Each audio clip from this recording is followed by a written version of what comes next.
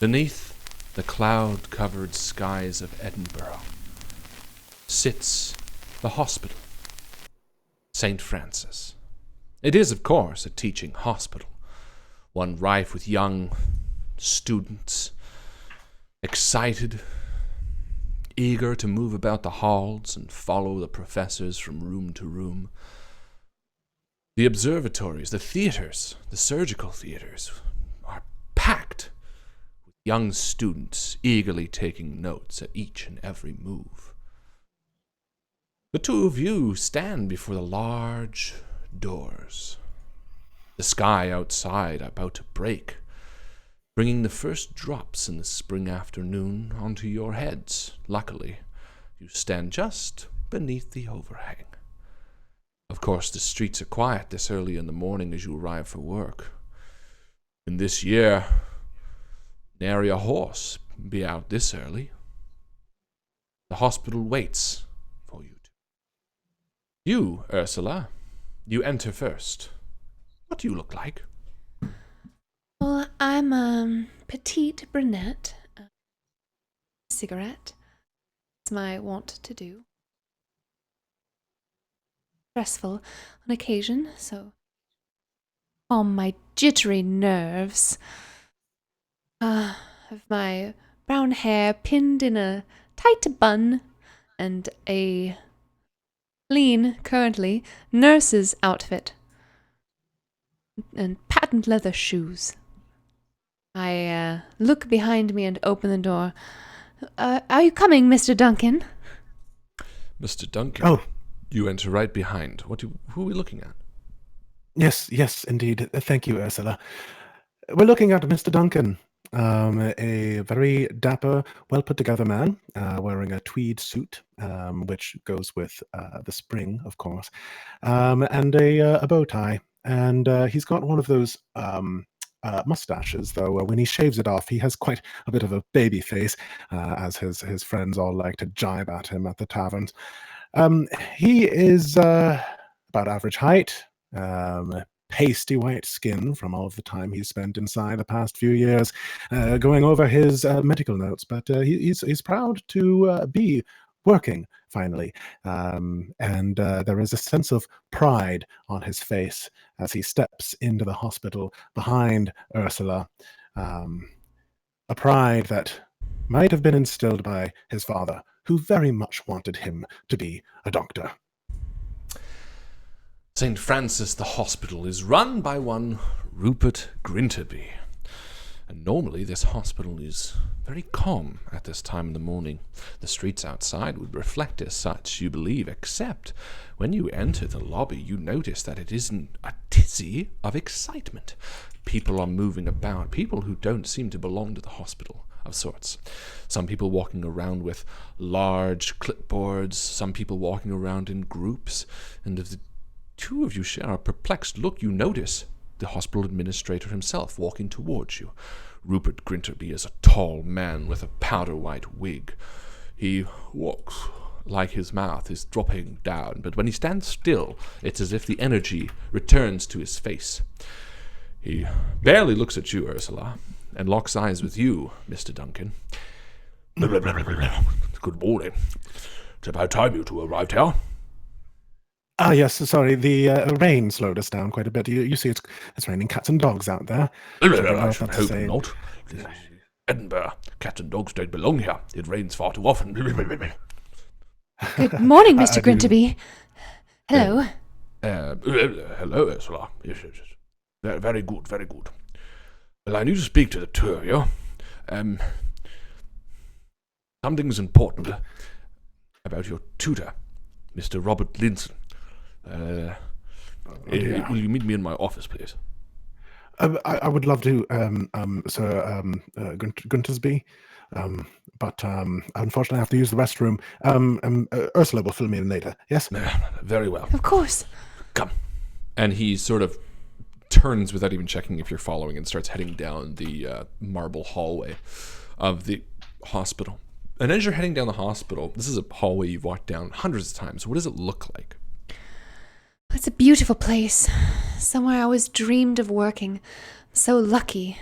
So many women. my age don't even have a vocation. I'm among the first nurses to be trained here, and I think it's just fabulous. It's a little bit dingy, of course, there being only oil lanterns to light the darker passageways of the hospital, but you get used to it. The conservatory is beautiful, the big lead-lined windows. She trots to keep up with Mr. Grinterby. And Grinterby takes a tight turn down a hallway and spins on his heels to make sure you're following, and almost bumps into you. Oh! You walk awfully quiet and awfully close, Miss Ursula. Now, before we enter my office, I wanted to remind you that Robert Liston is a decorated and respected surgeon in this hospital. You do understand that, yes? Of course, yes. I've had the pleasure of making his acquaintance several times, and he's lives up to the name. Well, of course. Well, I would say Mr. Duncan works directly for him. I guess you move in and out a little more, but ultimately his contact here with the hospital, Mr. Stephen Cumberland, well, he's having a right old time trying to get a hold on Mr. Liston after this morning's little kerfuffle, as I might call it. A kerfuffle? Yes, it looks like Stephen's in my office. Just wait here for a moment. Of course. He enters the office and shuts the door, and you hear loud voices behind it. And as you do, there's sort of a group of young residents moving past, and you can't quite hear what they're saying, but they're sort of talking in a hushed whisper. Ursula's not above a little bit of eavesdropping. She sidles up to the door and puts her ear against it. What do I hear? Listen, Flip. Oh, listen, Flip. So I we're will using do. the Invictus game system. The Invictus game system uses a coin. So there's no listen skill. No, so it's either you do, you good. All the skills are listed there. Let me pull it up here. Fighting, doing, thinking, seeing, talking, helping. Yeah, so we can call this a seeing, or you can call this a doing. Which would you like? I would like to do a seeing. Perfect. I have that skill ticked off, which means I get to roll twice. You get to flip twice, and if you flip yes, you get to do it. I rolled a yes. Perfect. So yeah, you go up to the door and you listen. No, just calm down, Stephen. You're overreacting. Listen, it was a tiny little what? It was a tiny little kerfuffle. Kerfuffle? The entire stake of the hospital's reputation lies on the shoulders of that madman, and you want me to... And that's about as far as you can get. However, as you're leaning on the door, you see Mr. Duncan walk up behind you. Oh, Mr. Duncan. Yes, he's just inside. Oh, did I miss anything important? Are you eavesdropping, Ursula? No, of course not. I just had an itchy ear on my face. And you're scratching it on the side of the door? Nothing itches an ear quite like a door. And as the two of you are standing there, you hear the name Dr. Liston. No. In the group that's sort of huddling around the corner from you. Mr. Duncan, your ears sort of perk up, and normally at a hospital like this, there's no sense of gossip or anything like that. There's usually a sense of pride and camaraderie. The idea of hiding behind closed doors to talk about something is preposterous. So this sort of gossipy circle has caught your attention. And I walk over, crossing my arms, and who are these people talking? Looks like a group of young nurses, but they're nurses in training. They all sort of stop and sort of turn towards you. Oh, actually, are you trying to sneak up, or you're going purposely? No, not at all. Not at all. I'm trying to make myself known. Excuse me. Yes. It must be getting close to the end of your shift, yes? The shift change? Oh, yes, I'm so sorry. We were just talking about Mr. Liston, Dr. Liston, and this morning's surgery. Ah. Well, anything that you are saying to each other, you can say in front of me. Go ahead. Out with it. Let's hear it. What are you saying about Mr. Liston? And you know Robert Liston to be sort of your mentor, protege, or no, you're his protege. He's your mentor. I highly look up to him. Yeah, you've been following him around for the past 2 months, basically. While his sort of methods are a bit unorthodox, you respect him as a talented surgeon. Indeed. She sort of looks at you coyly. Why don't you give me a flip to try to convince her? Right. Okay. So, yes. So I'm flipping. So you could do fighting, doing, thinking, seeing, talking, helping, whichever works. I mean, talking. I'm going to do doing, Sure. and that is going to be because I am doing this action that I described. So no, I'd say you could do talking or even helping. Like, I'm going to help you do this, but doing is more physical, I think. Unless you can convince me otherwise. Unless you want to like put her in a headlock. That's yes. Physical is doing. I don't know. I'm going to think about this. I'm going to think about the things that they've said, and Okay. try to piece together. Sure. Give me a flip. Because I already get the feeling that they're going to be like, "Oh no, sorry, Mr. Duncan, we'll get back to work." Perfect. So, do I get to choose whether heads or tails? Like, yes, you pick your side. All right, my side is heads because of the queen. You see, 50-cent piece. Because the queen gives good head. Oh, blast! Do you have it checked off? Tails. I do have it checked off. You get to I flip roll twice. again. Yep. Thinking. And remember, anytime you want to succeed at something, regardless of what the flip says, you can do that. Well, look at that. The beautiful queen herself. Beautiful. You think on what they said, and you know enough about your mentor to know that he is sometimes a bit pushing the boundaries. And while you don't like the idea of them gossiping in the halls, you also sort of recognize that maybe he did something that it warrants discussion. And as you think that, the door next to Ursula swings open wide, and Rupert Grinterby is standing there. Ursula, oh, Mr. Duncan, I'm glad you're both here. Come in. Yes. Well, back to work, ladies. Yes, sorry. And they walk around the hall. The two of you enter Rupert Grinterby's office. He's the hospital administrator. He's a large, beautiful, stately office with perfectly Stately. Perfectly what? Stately. With wooden boards all around the room. Stately panels. wooden boards. These are the and a finest desk. wooden boards I've ever seen. The stately Beautiful wooden boards. Check out this Walpole here. It's very regal indeed. This He is walks over state to of the the I'm art. quite proud of this, Walpole. I took it from the Orient. And he walks over, and there's like, it's bamboo. And The he says, Orient. please sit. And you see he's got this gorgeous couch. His office is dressed like a living room almost, which probably was normal for the time, but whatever the case. You see a man in the corner, Stephen Cumberland, sitting on a high-backed chair looking awfully upset. And you recognize Stephen Cumberland as sort of being the main, not accountant so much, but he's sort of the budgeter of the hospital, I suppose. And he's Accountant? looking quite sweaty. Is everything all right, Mr. Cumberland? I exchange a glance with Ursula. And his sharp eyes look up and says, No, it's not all right. Your mentor has gone off the loony bin this time. and he stands up and begins to walk over, and Grinterby's like, Hold that. Just relax, Mr. Cumberland. Please, have a seat. Would you like a cup of tea? Oh, yes, 2 lumps, please. All right. Only 2? What about you, Ursula? Yes, please. 5 lumps. Ah, that's more like it. 17 lumps for me, Mr. Cumberland. and Cumberland sort of is like, and walks over to the tea, and, and he smiles at you with his, like, wooden teeth. Now, how can we say this? Robert Liston has had a surgery scheduled this morning. Now, as you know, he's quite adept at performing these amputations and surgeries with quite a bit of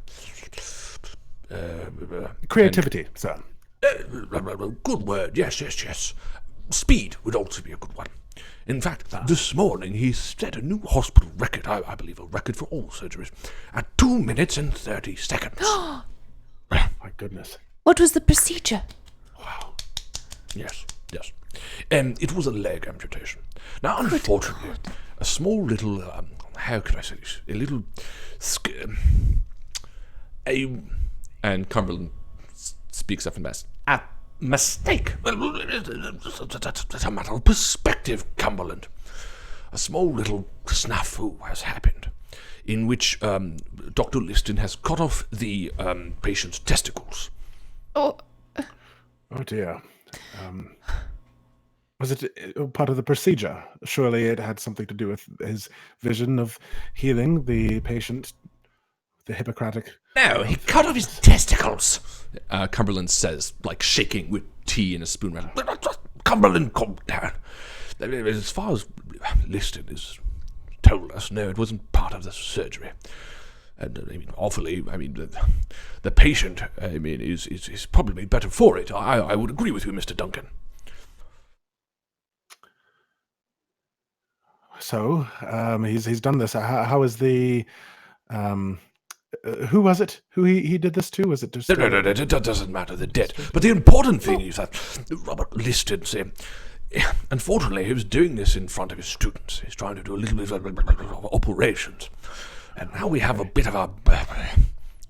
What was that word you used? Mistake. Yes, a bit of a mistake on our hands. It turns out one of these new students was one of the financiers of this hospital, and they're afraid that Liston is no longer capable of performing these surgeries. that's absurd.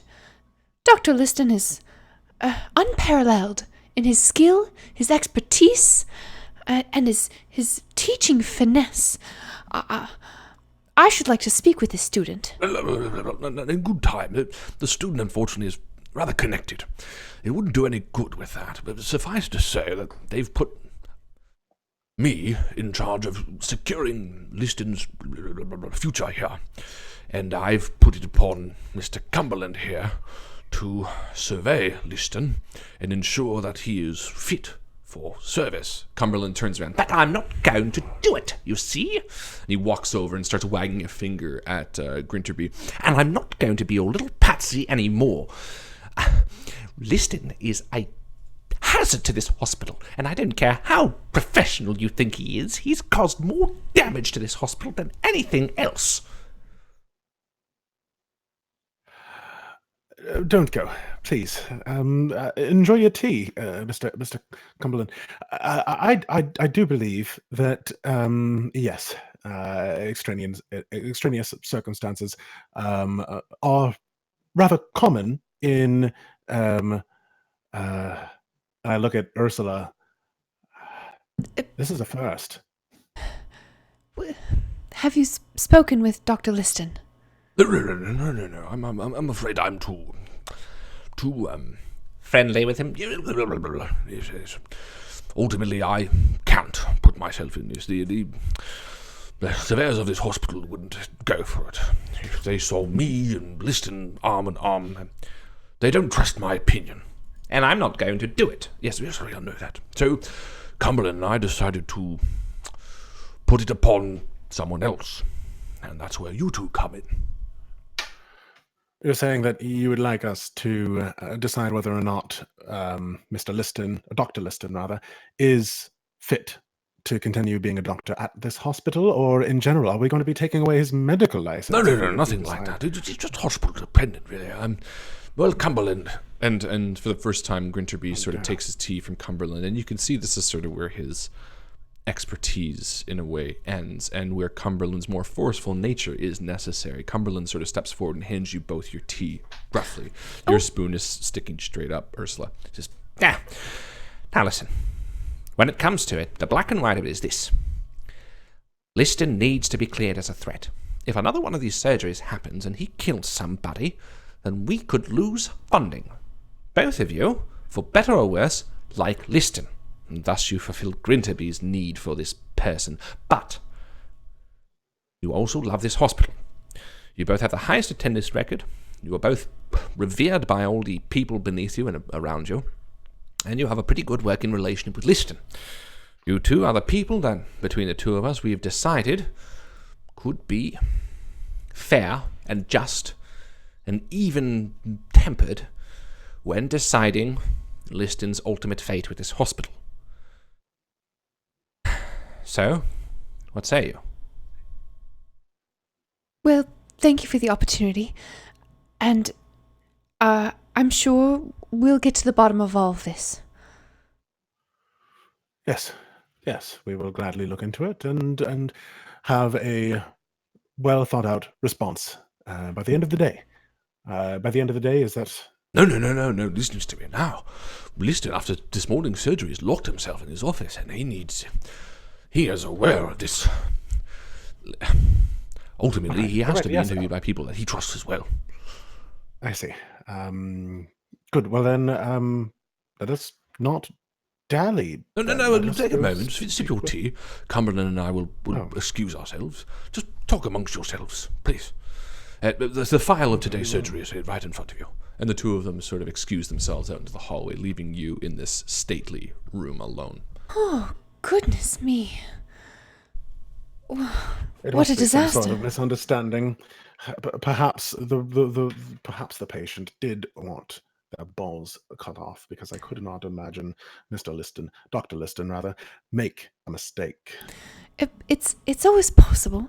I mean, Dr. Liston is continually pushing the bounds of medicine with regards to Indeed. cutting things off specifically.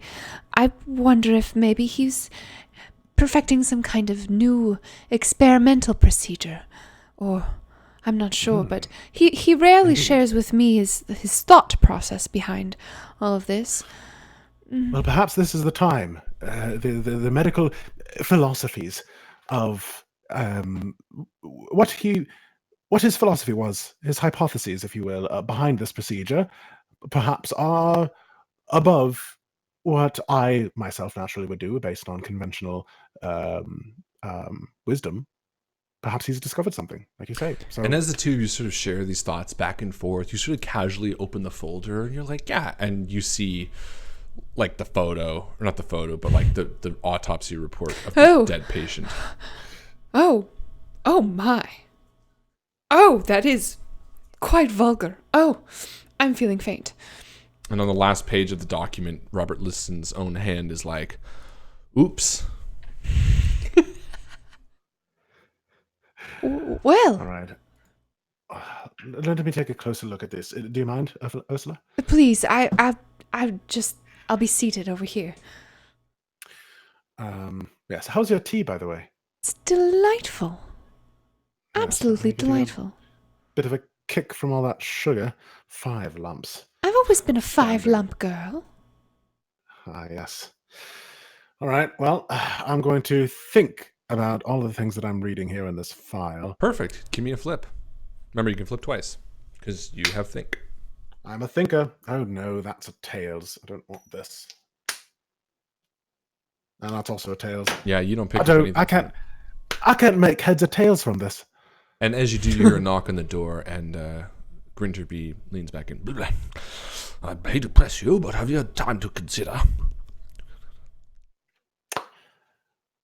I should like to speak with Dr. Liston if he's available. Well, that would be part of it, of Indeed, course. He invites himself back in and shuts the door. Cumberland had other things to attend to. Now, listen. You must go to Dr. Liston's. He is aware that we are sending someone or some people to essentially interview him and make sure he's fit for continuing work in this hospital. So that's why we wanted to use friendly faces to him. He might be a bit resistant, as he can be a bit eccentric. Ultimately, I want him to stay at this hospital, so please do anything you can, everything you can. But also, And he sort of hesitates for a second. we really can't have another issue. You must be sure that he is cleared for active duty, that he is capable of performing these surgeries without any incident. All You right. want us to be objective about our investigation. As much as possible, but also be fair to him. Do everything we can to keep him here. Your duties have been assigned to other people for the day. This is your only prerogative for today. Come back tomorrow morning, Saturday morning, and we'll have that meeting. And he walks to the door and opens it for you. No. I have a surgery scheduled for Liston tomorrow morning. I can cancel it at the last minute if he doesn't get clear, but my hope is that you'll do us proud. And he slaps you both in the back and leads you out, sort of pushes you almost. and shuts the door behind you. And standing before you is like a small little page boy with like a poor boy cap, and he's like looking up at you. Good morning, Archie. Fuck you! And he skips off down the hall. And you know Liston's room is sort of down to the left around a tight corner, down sort of near the surgical observatory. I don't know if it'll be possible for us to give him a objective evaluation. Don't you agree, Ursula? Well, I I suppose feel that you, as the physician in training, Mr. Duncan, with all due respect, you have the most knowledge of the two of us about psychiatric evaluation, whether you think he might be capable of performing the procedures that you yourself have studied and performed. I believe your first one last week, did you not? I did, and it was relatively successful. I'm a little nervous, though, that it would be like the student trying to trap the master, so to speak. Why don't you It leave... feels unethical. Of course. Why don't you leave the questioning to yourself, and I will make the judgment, as I'm less tied up in Dr. Liston's success or failure as a physician. How does that sound? Yes, Ursula. That would be fine. I would gladly do an analysis on his psychological well-being, and you make the end decision. For I don't believe that I would be able to, in good conscience, objectively make it. All right, let's go. You head down the hall and turn the sort of tight corner again. The busyness of the hospital is a bit out of sorts, but it's also sort of comforting to walk down these halls. You see young Archie, the page boy, telling some young couple to fuck off as he skips down the hall some more, and you eventually come towards... Why do we employ that boy? Liston's office, which is, again, sort of in the darkest corner of the hospital, off the main strip. There's no one surrounding here. In fact, it almost seems like no one wants to approach. Do you think he's inside? I imagine he is. Yes? I'm sure he is. Why don't you Ellen. knock? Hello, You hear, Dr. Liston. aye. It's Mr. Duncan. I'm here with Ursula. I was wondering, would it be all right if we came inside and had a little chat? Are you the duff wanker sat here? I told him they're over here for me. Well, The very same. May we come in? Oh, come in. I opened the large oak doors. And you And, see a darkened office, disheveled. There's broken clay skulls shattered on the ground, papers strewn about. A window sits only half open with like slotted light coming in from the gray sky. Liston sits at his desk, eyes open, staring down at a pile of papers but not really focusing. So you're the two he sent to fucking evaluate me. We just want to talk, Dr. Liston. Is it all right if we light some candles? Is it It's you quite fucking want to dreary talk, outside. or do you want to hear me talk? Because it went off without a fucking hitch, Duncan. I stood up there. All the people around it was beautiful. I had my fucking cleaver right there, and I wham, one go, blood spattered up on my coat, and then you should have seen it. Round to new, I've right on it, and so and so and so, 2.5 fucking minutes. He stands up. Do you believe it? The fastest one that's ever done in the hospital, the fastest one in the history of medicine, and these fucking wankers, they think it's important that he died. Come on. He walks over past you and like shuts the door. It was beautiful, mates. Both of them beautiful. You should have seen it. You two, Ursula, you would have been so proud. And he locks the door. Of course.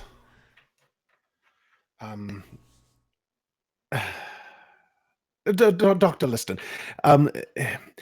it seems though that while your practices are inspiring and you're always doing your best to Always push doing my best. the Not only boundaries push the boundaries, but push what we can do. Listen, Indeed. Ursula, Yes. Duncan, you know as well as I that any second that they have is more pain. So I go quick. And he lost his balls, and that sucks. But ultimately, that was a second of pain. I mean, You he died, did say so... also, yes, he also passed as well, Yeah. which does cost the hospital in reputation and also in money as well. Right, Potential yeah. lawsuits that could come from that. But it definitely could be worse, right? It could be worse. It could be worse. It could be so much worse. I could be slashing and hacking and doing all this and doing that, but I didn't. I Right, did one thing. right. Ursula, which you is must, true. you must. He walks over to you. Ursula, you must understand, no? What we're doing. You've seen the pain. You've seen them. You've dabbed the foreheads of the sweating bodies as they fight the gangrene and they do all that. You've been there. You know how important it is to be quick, no? I suppose at least the patient went quickly. That's right. Dr. Liston, what was the patient's diagnosis? I don't know. It Oh. doesn't matter. They say cut, I do it quickly. Oh, and he turns around, like tossing some more papers up in the air. Oh. Why'd they have to send you two? Why couldn't it be some wanker I hate? Why has it got to be the two people in this hospital that I think are good at their jobs? I think that's why they sent us. Yes. The two of you're not... And he sits down, like, a bit deterred. Dr. To be Liston, perfectly honest, yes, please, Ursula. I just wanted to say that we both respect you very much, and Indeed. neither of us want to put you out of a job or keep you from doing what it is that you do the very best, which is surgery. Yes, definitely not. We definitely don't want to put you out there. But we just need a reason to be able to give Mr. Right. Grinterby. Give me a flip. I will be talking. I'm talking. I'm trying to convince him. Sure.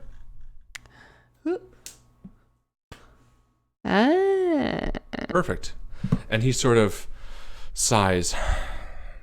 And you feel the same way with Duncan? Duncan, you feel the same way?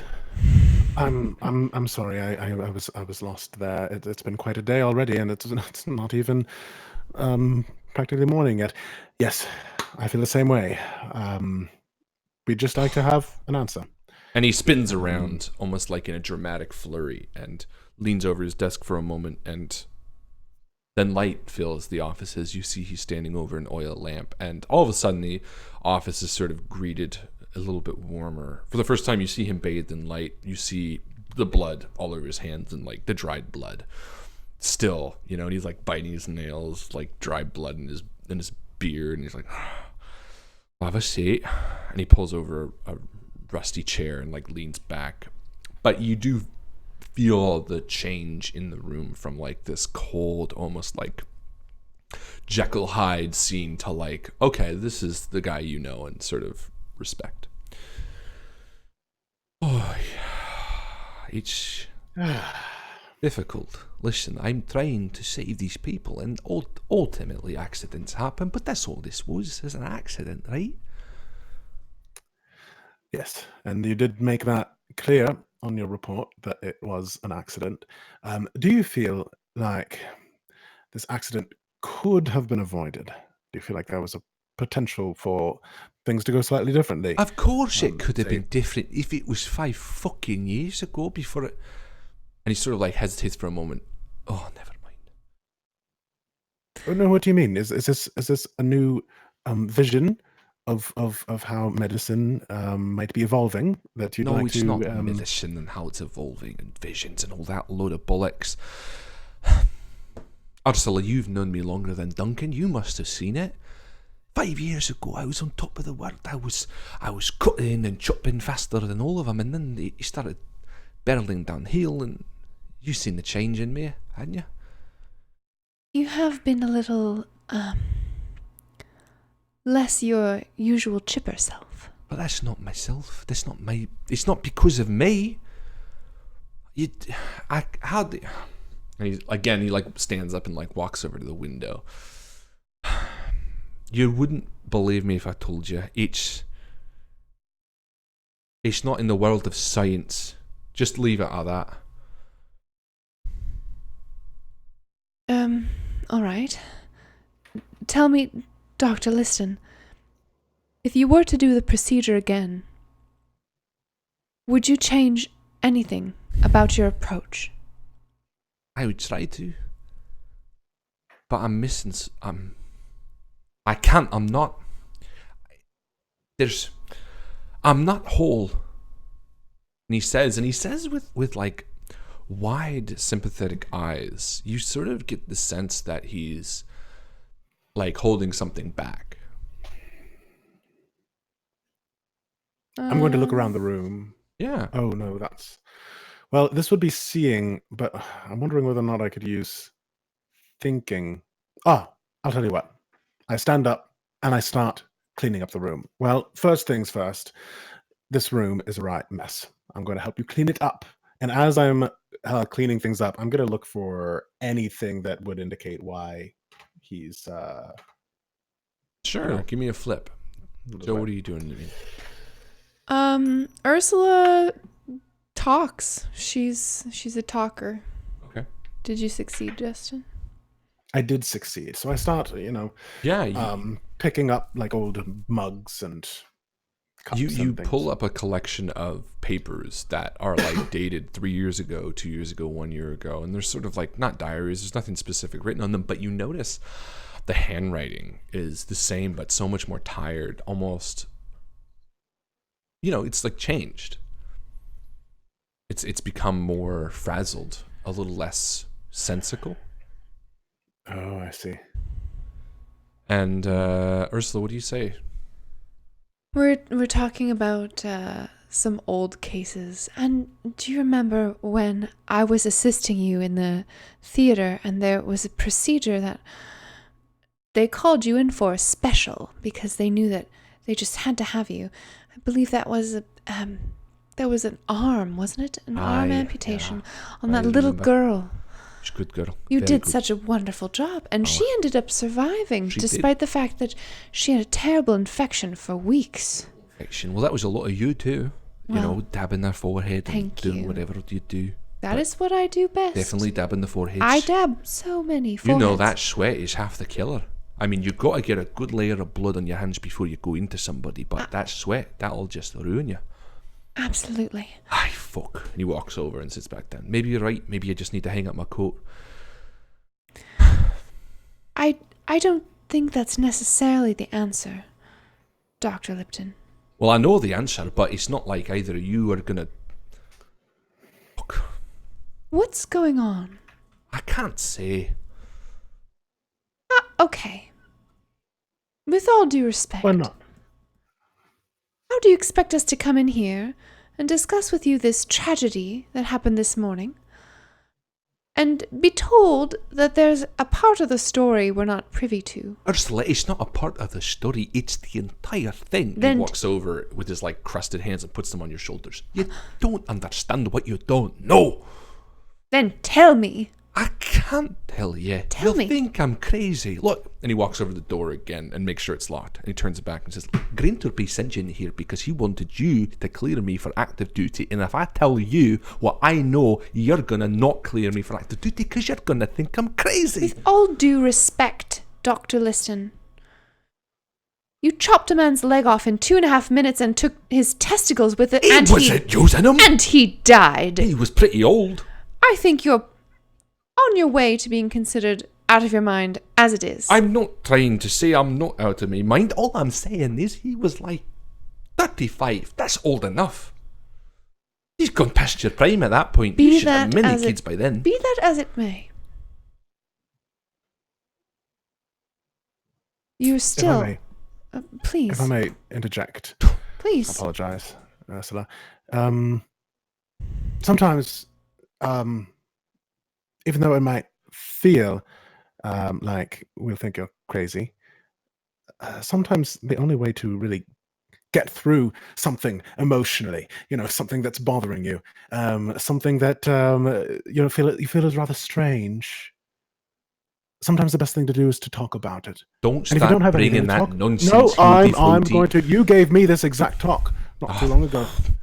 You told me that about because sharing your I croissant. was concerned, I was having lots of anxiety about my exams, and you told me that I could show you my anxiety, even though I thought that you would think less of me, and I did. I was a nervous wreck in front of you, and look, we're still friends. But it's right? not the same thing. This isn't just nervous for exams. This is bigger. Even so, Give if me you a don't flip. have anyone to talk to about it, there's nothing that we can do to help you. And that's a heads. That's a beautiful queen right there. Perfect. We're helping, I'm guessing. That's that. Oh, it could be helping. Yes. He looks around. Fine, but not here. Come on. And he walks over to the window and like opens it and climbs out. Ursula follows without hesitation. Oh. Nope. No, I'm not going to crease my suit. And I walk out the door and. And as you go to the door and like unlock, he leans back and says, "Get out the fucking window now!" Fine. And I go through. And you exit just as Ursula did to sort of a muddy, soft dirt garden, and you walk through to the small courtyard in the center, but it's sort of a reserved area. There's a bank of trees that sort of are cut off from the main courtyard where you've sometimes sat and eat your lunch. And it's still early morning gray. The rain hasn't fallen yet, but sort of a wet mist immediately clings to your skin and clothes, sort of a chilly, almost like getting out of the lake. And he bites his blood-stained fingernails and turns around and says, "All right, I'm going to tell you both this on one condition. If you decide that I can't do it anymore, if you think I'm fucking crazy, don't let this be the reason, because I can still cut." Aye. All right. Okay. Do either of you believe in other things? You know, being nae, washerwoman, laundresses, brownies? I'm a Christian woman.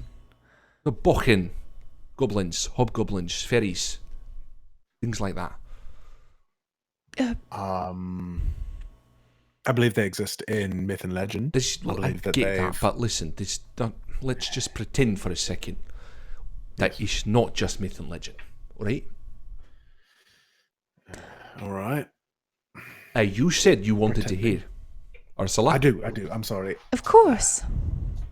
Let's call this a judgment-free zone. I'm going to put on my judgment-free hat. You put on yours. All right. Do. And you, Duncan, put on your judgment-free hat. I forgot it. No, all right, fine.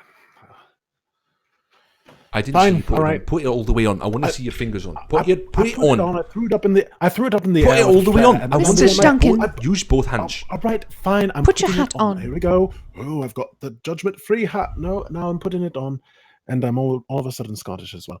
All right, there we go. Good. All right. It Now is listen. judgment-free hat. And that means you can't judge. Now I will listen not here. judge. I used to be the best. Top of this. All this. You know, chopping cat. And you'll understand because you've seen it before. And when you're the best, there's something that happens that people they recognize you. You become special, but not just special in the regular world. You also get special in the Narrow. The Narrow is this place, all right. It's not just here. It's the back alleys. It's the side streets. It's places you don't even notice before. But when they point it out to you, once you see it, shops and alleyways and blankets and gambling houses and all these things where all these creatures exist, these goblins and hobgoblins and fays and bing-knies and washerwomans and laundresses and bachans, and they're all there, they're all real. They're it's like imagine walking down Edinburgh and looking down a street and then looking at a blank wall one day, and then the next day it's its own alley. it's got its own place. Little signs, little cobblestone streets, and down there aren't there humans, but everything, all these creatures from mythical lands, and they hid, you see. When we started getting more populous and when we started losing our way, they hid behind the veil, the narrow. It's like another. This is what I'm talking about. This is why you don't. I can see you both staring at me. You're wearing the hat. You said you put on. I saw you put on the hat. I'm not judging. I'm just confused. So you're saying that there are there are creatures that we heretofore thought were imaginary. Where do you think they all came from? All these folk tales, all these little lore stories. Where do you think they came from? Do you think people just made them up?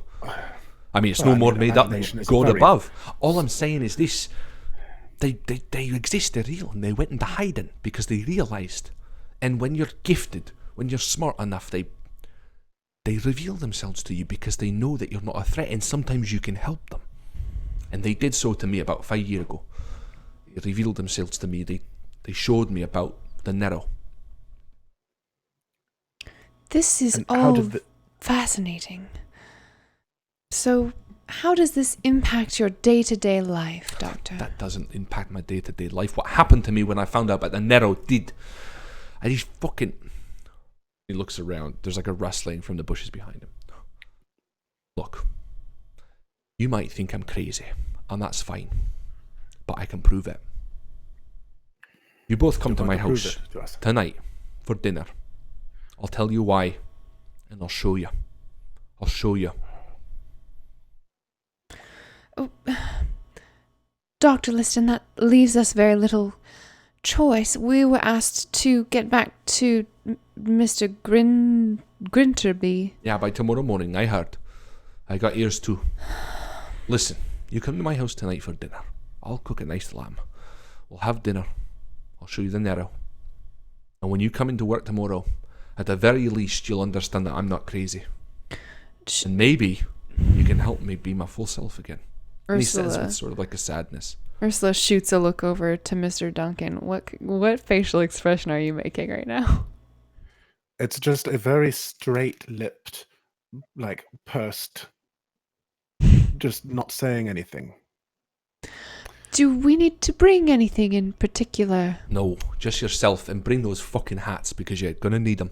And he pushes past the two of you and begins climbing through the window and stops and says, "Look, you don't have to believe me yet. Just be ready. And if you really want to trust that I can do my job again, if you help tonight, maybe I can be back to how I was. 100%. And he leans back through and heads into his office, leaving the two of you standing in the garden. I'll bring some dinner rolls. You say to nothing. To nothing. Well, that was rather interesting. I have a confession, Ursula. All right. I didn't put on a no judgment hat. It was just a regular invisible hat. You promised. I don't believe I own a non-judgment hat, and it's very, very, very difficult not to judge without one. I'm very worried about it tonight, but if he says that I don't have to believe now, then I don't have to. We will see tonight, and he will give us his so-called proof, and I will bring cabbage rolls. Wonderful. Well. Very well. I suppose we should go back in through the window. I plan to walk around. I don't want to go back through that filthy office. All right. Walk with me. Yep, of course. And as you walk through the garden, you see Cumberland sort of carrying a stack of papers, walking back towards you. You're supposed to be speaking with Liston. What are you doing walking in the garden? Gaining some perspective. Indeed, yes. We did speak with him, and he seems to be doing well. And he's invited us over for dinner this evening. Well, it's not a dinner. Yes, I think that he's under quite a bit of pressure right now, and I think it would be good to see him outside of the hospital environment. Fair enough. He's a bit more relaxed. But if you approve him for service, and he is not but 100% ready, it's your heads. Yes, of course. Right. Also, Right. Ursula, I was wondering if you were doing anything Saturday night. I have a husband, thank you. Well, for the repeated invitations. I didn't know that.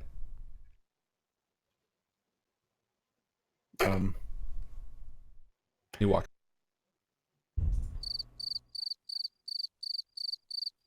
You arrive in front of Robert Liston's house, the address you get from the head nurse as you leave the hospital that afternoon. You decide to arrive together? Question mark? Yeah, I think safety in numbers, plus... I think so, yes. Walking. You're going to have to walk back as well, so might as well walk there together. It wouldn't do for me to arrive at the home of a man by myself. Oh. Not seemly. Very true. These are great times. These are very Ripper times. Very Jack the Ripper-ish. And yeah, as you walk towards his stately manor, you get this sort of sense of opulence but also sort of like cobwebby. You know, it's a very dreary home, despite its ornate, beautiful structure. And as you approach, you see the large front door and step on the porch to see it swing open. And Robert Liston saying there's like, I honestly didn't know if you were going to come. I'm so fucking proud of both of you. Come inside. All right, thank you. Let me take your coats. I brought dinner rolls. You didn't have to, but thank you. Did I you brought bring cabbage rolls. Well, Yes, there's a yes, lot of cabbage rolls, but I rolls. appreciate it nonetheless. Come inside. And he Well, I shuts the door figured behind it'd you. be like a nice... yes. And you see beautiful, large front hall area with mahogany, flooring and wall pulls as far as the eye can see. And he takes both of your My jackets goodness. and hangs them up on the wall and says, welcome to my home. This is what I bought when I first moved here to join St. Francis, to be their head surgeon. I hope I get to keep it, along with my job. Oh, don't cry. No, it's all right. Tears make the pain go away for a little bit. Well, so does food, if you wanted to. Well, no, let Wrinkle handy in take kitchen. that from you. Wrinkle! And you see a figure approach from down the hall. He looks like a regular man, maybe 5'5", but he sort of walks with a strange limp. And as he exposes himself to the light, you see that his legs are covered in hair. And they're thin like an animal's legs, almost like a goat. And as he approaches, he sort of passes through the light for a moment and comes into view as a regular human. Oh. What was that? What was what? Nothing. Right. Anyway, this is Wrinkle. This is Duncan, and this is Ursula. They're here for dinner. Mr. Duncan. And Pleasure the to meet man's you, like, Wrinkle. Mr. Duncan, it is nice to meet you. And you are Ursula? Nice to meet you as well. My name is Wrinkle. Pleased to make your Wrinkle. acquaintance. Do you have a last name, or do we just call you Wrinkle? You can just call me Wrinkle.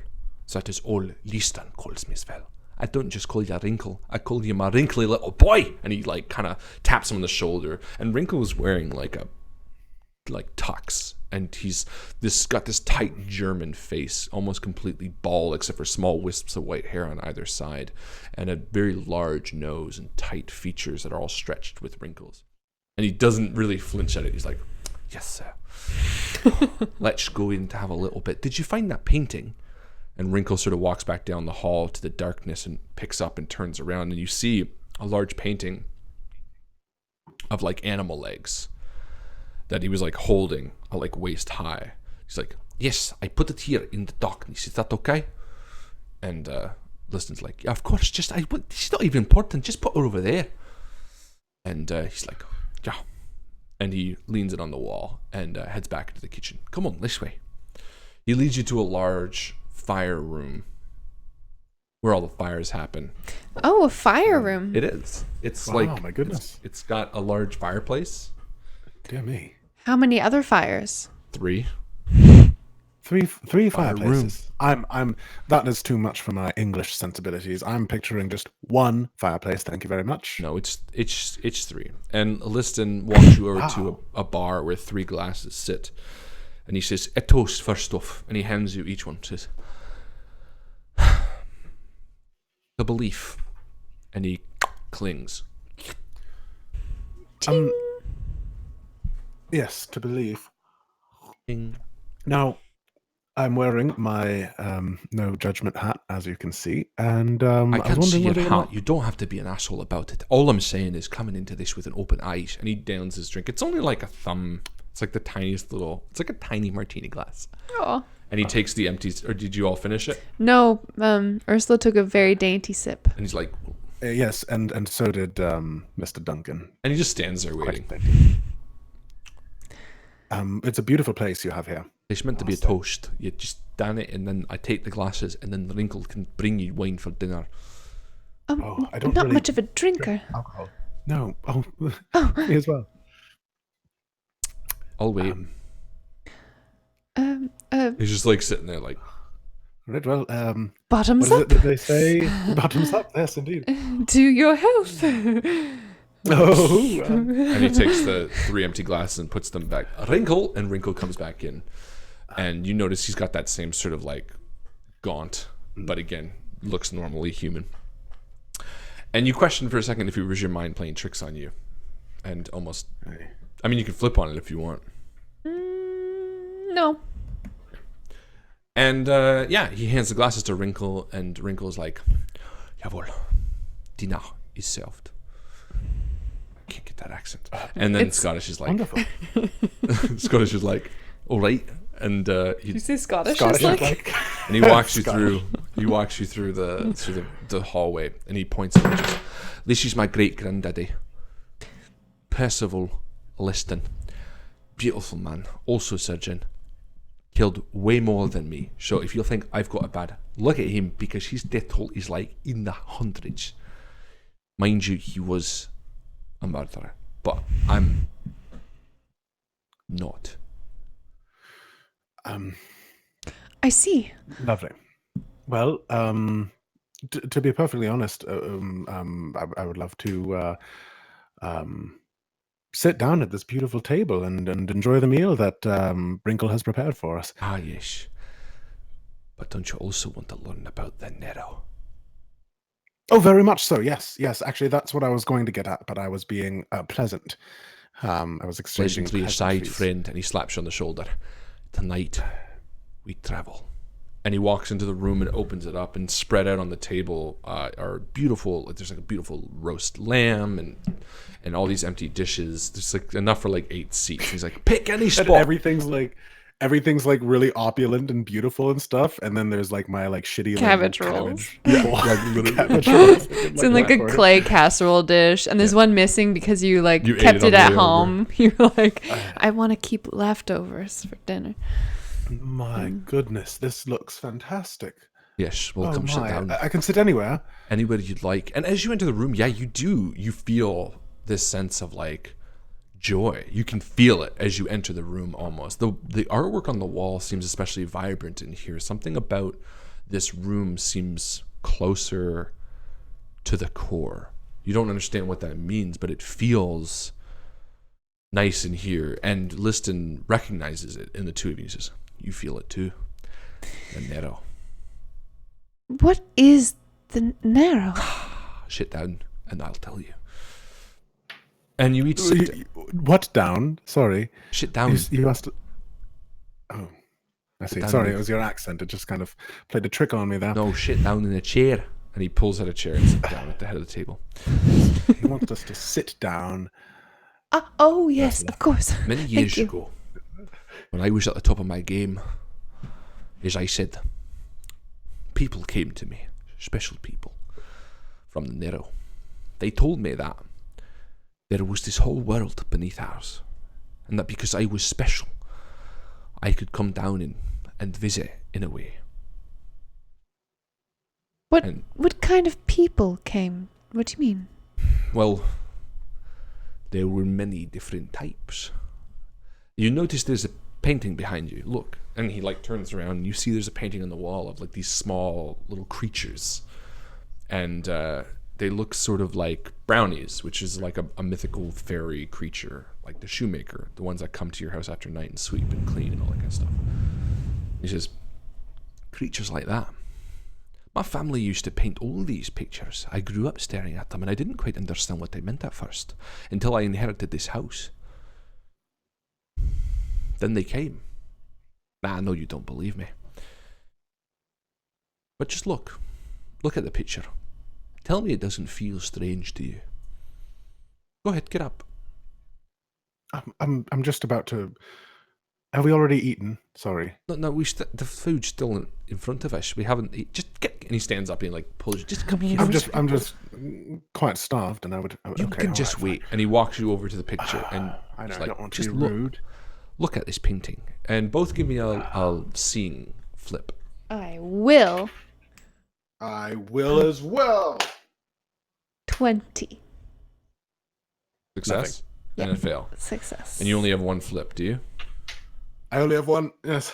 So Duncan, you just see a painting of brownies, but it's a beautiful painting. As you're staring at it, Ursula, you do sort of something about it fills you with like a sense of simmering joy. You not only can sense these creatures in the painting, but it feels alive to you in a weird way. It's so peaceful. You understand. See, not all people can read the Narrow as quickly as this. Ursula, I think you're one of the special people. Oh, well, thank you. Come back. Let's go. Sit. Eat. And as he sits back down, he says, anyway, long story short, they came to me and told me that I was one of the chosen few, and that with a certain amount of guidance, I could enter the Narrow, see those closeted doors, see those back alleyways. And that is when I met a Wrinkle. Not the Wrinkle that you know, but the true Wrinkle. Come here, Wrinkle. And Wrinkle opens the door again, and this time it is undeniable. His lower half is a beast. It is covered in fur and thin legs, and his entire top half looks normal, except there are small horns now sticking out from the scalp in his head. And he walks out with that same gaunt and sets the lamb down in the center of the table. Wrinkle was the first of the Narrow that I experienced.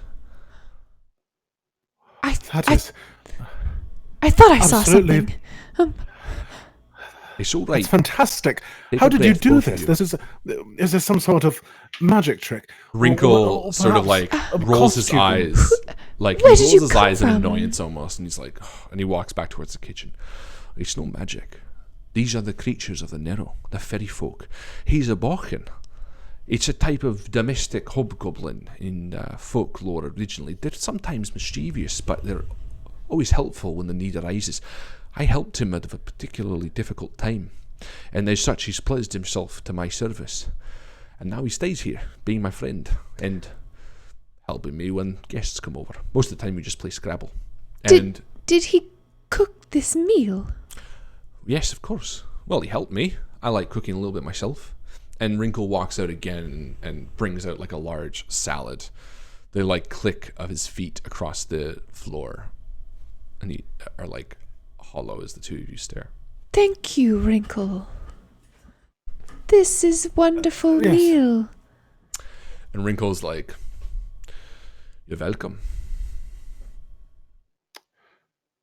All right. Wonderful. Well, And he stands at attention, I'm- waiting to be like dismissed. Oh, you can go then. I thought maybe they'd have questions for you, Dinkle, but you're good. And again, he sort of like rolls his eyes and walks out. I'm still not even sure how you did that. So is he part of the local theatre troupe? He's not part of the local anything. Duncan, you can't be this daft. But he had legs just a minute ago, and now he does. Duncan, They're like all of this, the Nero, the creatures, goat legs. they're real. It's not an optical illusion. It's not theatre. And as we're eating, you know, because you're gonna have to eat your dinner. Well, So, if you don't mind, Dr. Liston, with my hat of no judgment firmly placed on my head, and seeing and meeting Wrinkle and seeing your lovely art collection, if I am to believe in the Nero, and I am to accept the story that you presented to myself and Mr. Duncan this evening, how does that impact your ability to perform surgery? And therein lies the rub. And he takes a big bite of lamb. When I first went to the Nero, it was all sunshine and rainbows. It was an experience beyond anything I've ever experienced. The livelihood, the shops, the creatures. It was mind-blowing, but my mind could handle it. My mind could handle it so much that it became attractive to a few nefarious creatures in the Nero. There is one they call Black Donald. I don't know if you've heard of him, but in folklore he is essentially the devil. He owns one of the shops down there in the Nero. I wagered more than I could. And they took a piece of me. A piece of my mind. Ever since then it's been piecing things together. It's been trying to get back to that point. My mind has tapered off. A piece of me is missing. No matter how many times I try to go back, the minute he spots me, he knows what I'm there for. I've tried everything. Bargaining, trading. I've even tried sneaking in and getting it back a few times myself, but it's just no good. Black Donald knows it's too powerful. He knows that it's the only thing that makes me better. And he knows that I'd do anything to get it. And thus, he will not give it back. So you're saying that you went to a magical place and gambled away a piece of your mind to the devil? It wasn't gambling. And he's not exactly the devil. He's still a shop owner. It's not like he has powers. But, yes, for lack of a better term, the reason I've gone so downhill in the last few years is because of him. Because of the piece of my mind they took.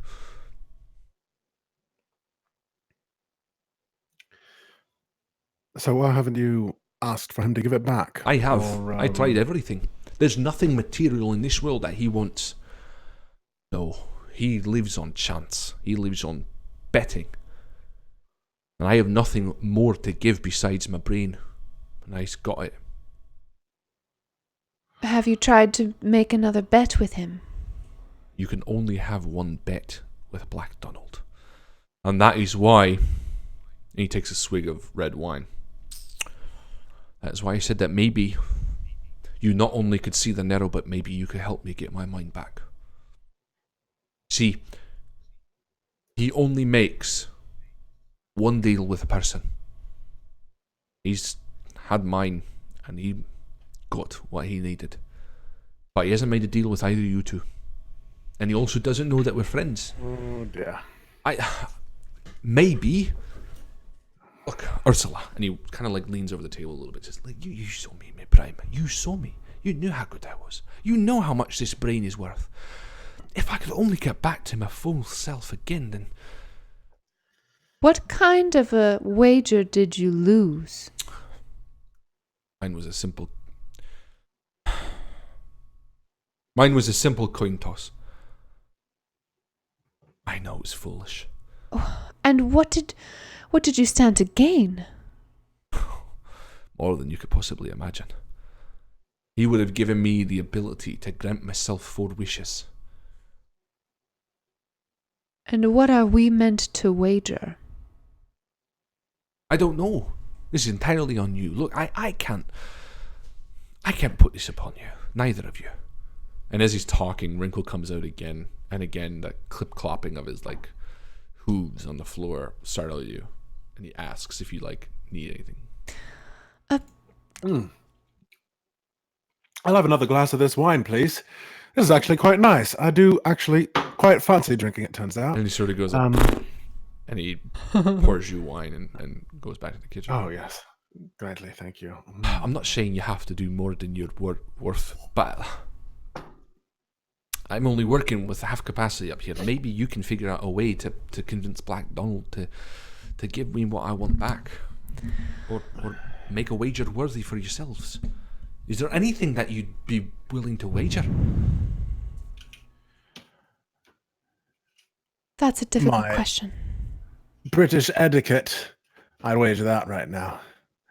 I think Okay. that I would do well without it. And I feel like I'm losing it a little bit right now. This wine is fantastic. Where did you get Mr. it? Duncan. It's Is this- It's Nero wine, actually. No, it's all right. Tonight's meant to be a bit of a celebration, but I also need your help, and I'm also going to show you the Nero. Well, Would you be able to? I'd wager something. I'd wager something right now. What Let's would you flip a wager? coin. Do I have a coin, Ursula? I No, like to don't flip. do it now. Wait for for- Black Donald. Well, He why doesn't can't come I to do this it realm. You now? have to go to him.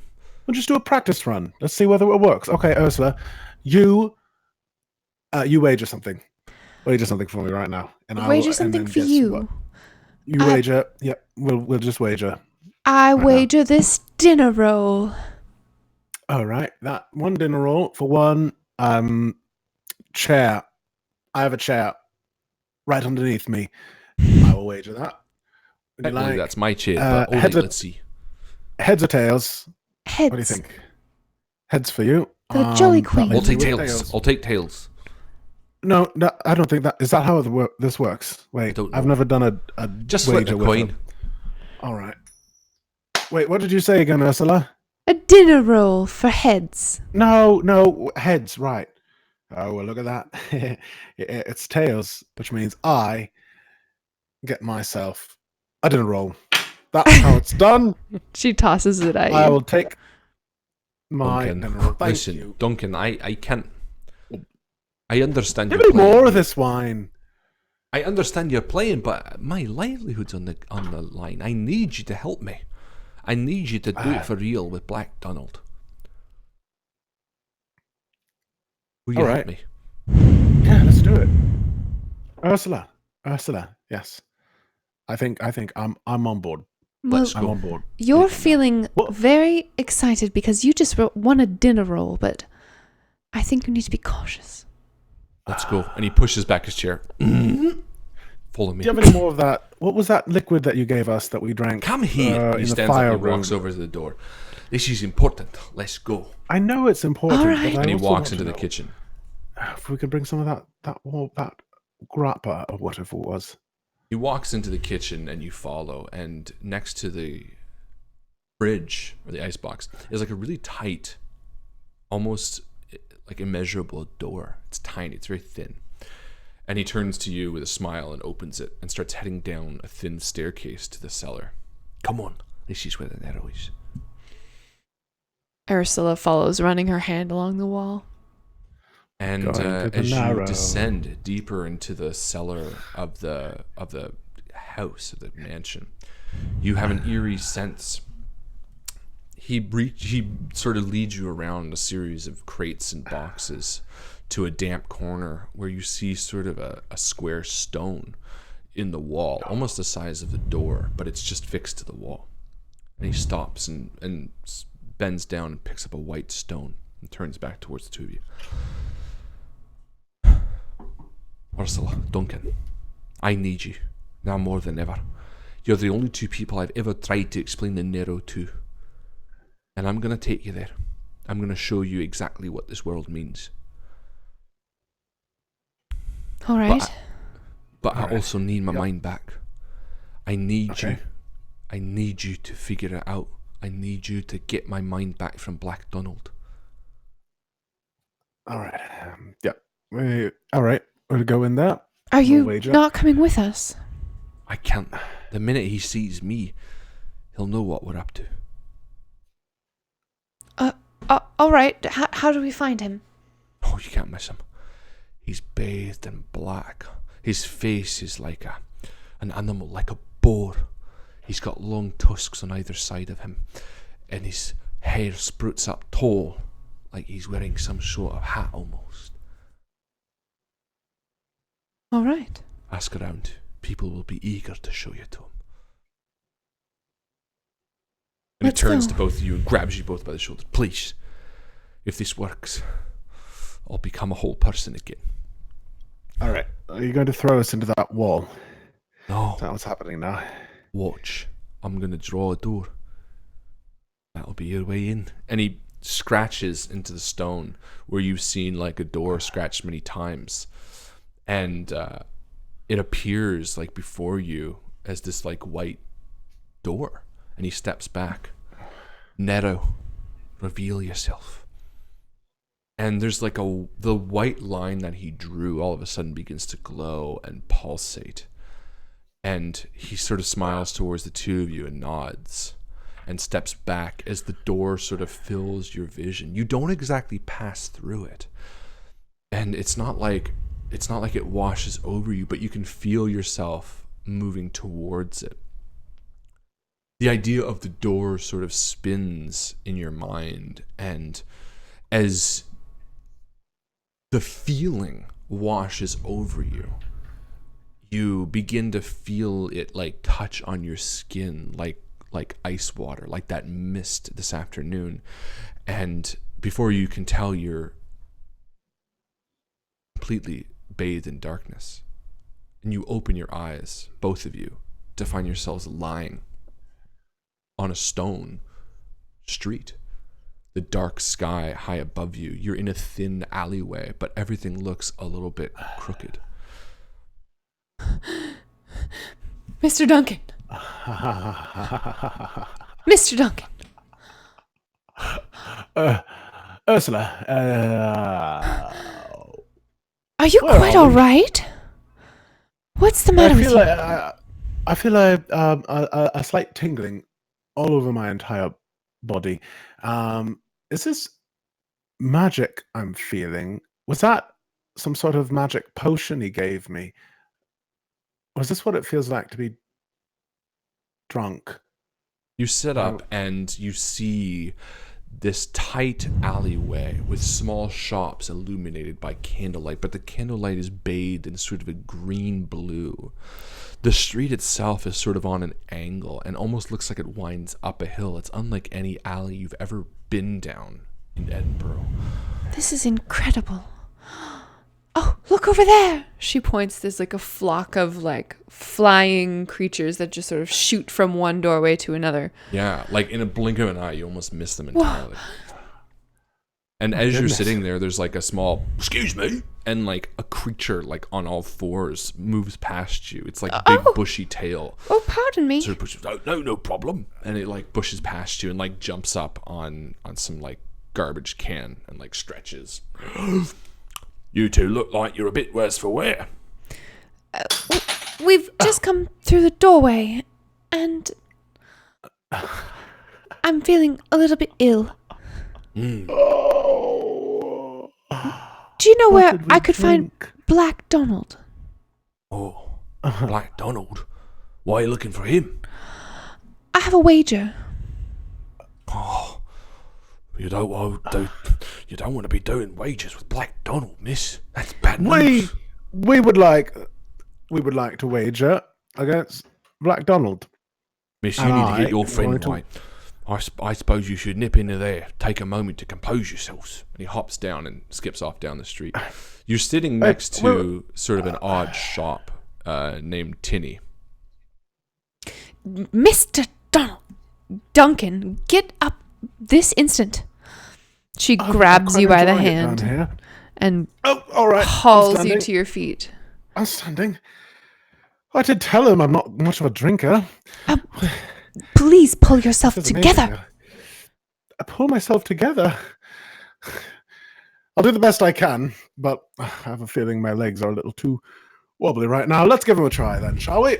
And I take a step and I wobble a little bit on the uneven surface and kind of go careening into a stack of crates against one of the highly angled wall. Whoopsie! Woo! Help me up again, Miss Ursula, please. Oh, stay down there. And she looks around at the shop that the I'm sorry. monster gestured at. Mm-hmm. Yeah, there's a shop next to you called Tinny. Tinny. I peek ahead inside. What's in there? Yeah, it looks like there is a blue-faced woman, and it's awfully cold as you lean inside. Excuse me. Yes. Hello. I was hoping you would have something that would assist my friend. He's drunk. Oh, interesting. Bring him in here. Duncan. Mr. Duncan. At your service. Come this way. Yes. All right, I'm coming. Oh my goodness! Look at that! Look at that thing over there. What is that? It's got two giant legs and She walks tiny over to little you arms. and like sort of studies your face, and you see like the reflective eyes. blue skin on her Whoa. face and her elongated fingers. She has like thin hair. Oh, what are you? Ah, yes. Your friend here is quite upset.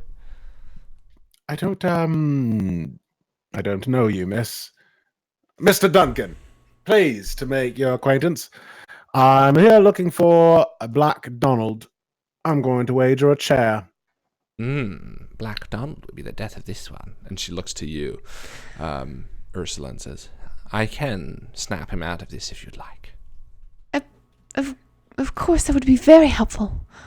Very well. and she reels back and slaps you harder than you've ever been slapped across the face, Duncan.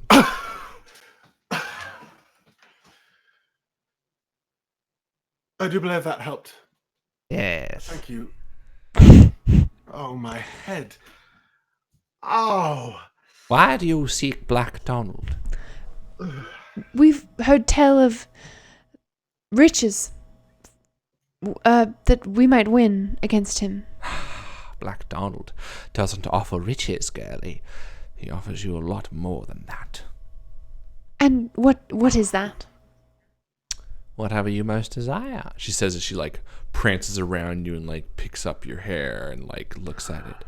Pretty hair. Have you ever thought about giving it away? She like takes it in her hands. No, I haven't.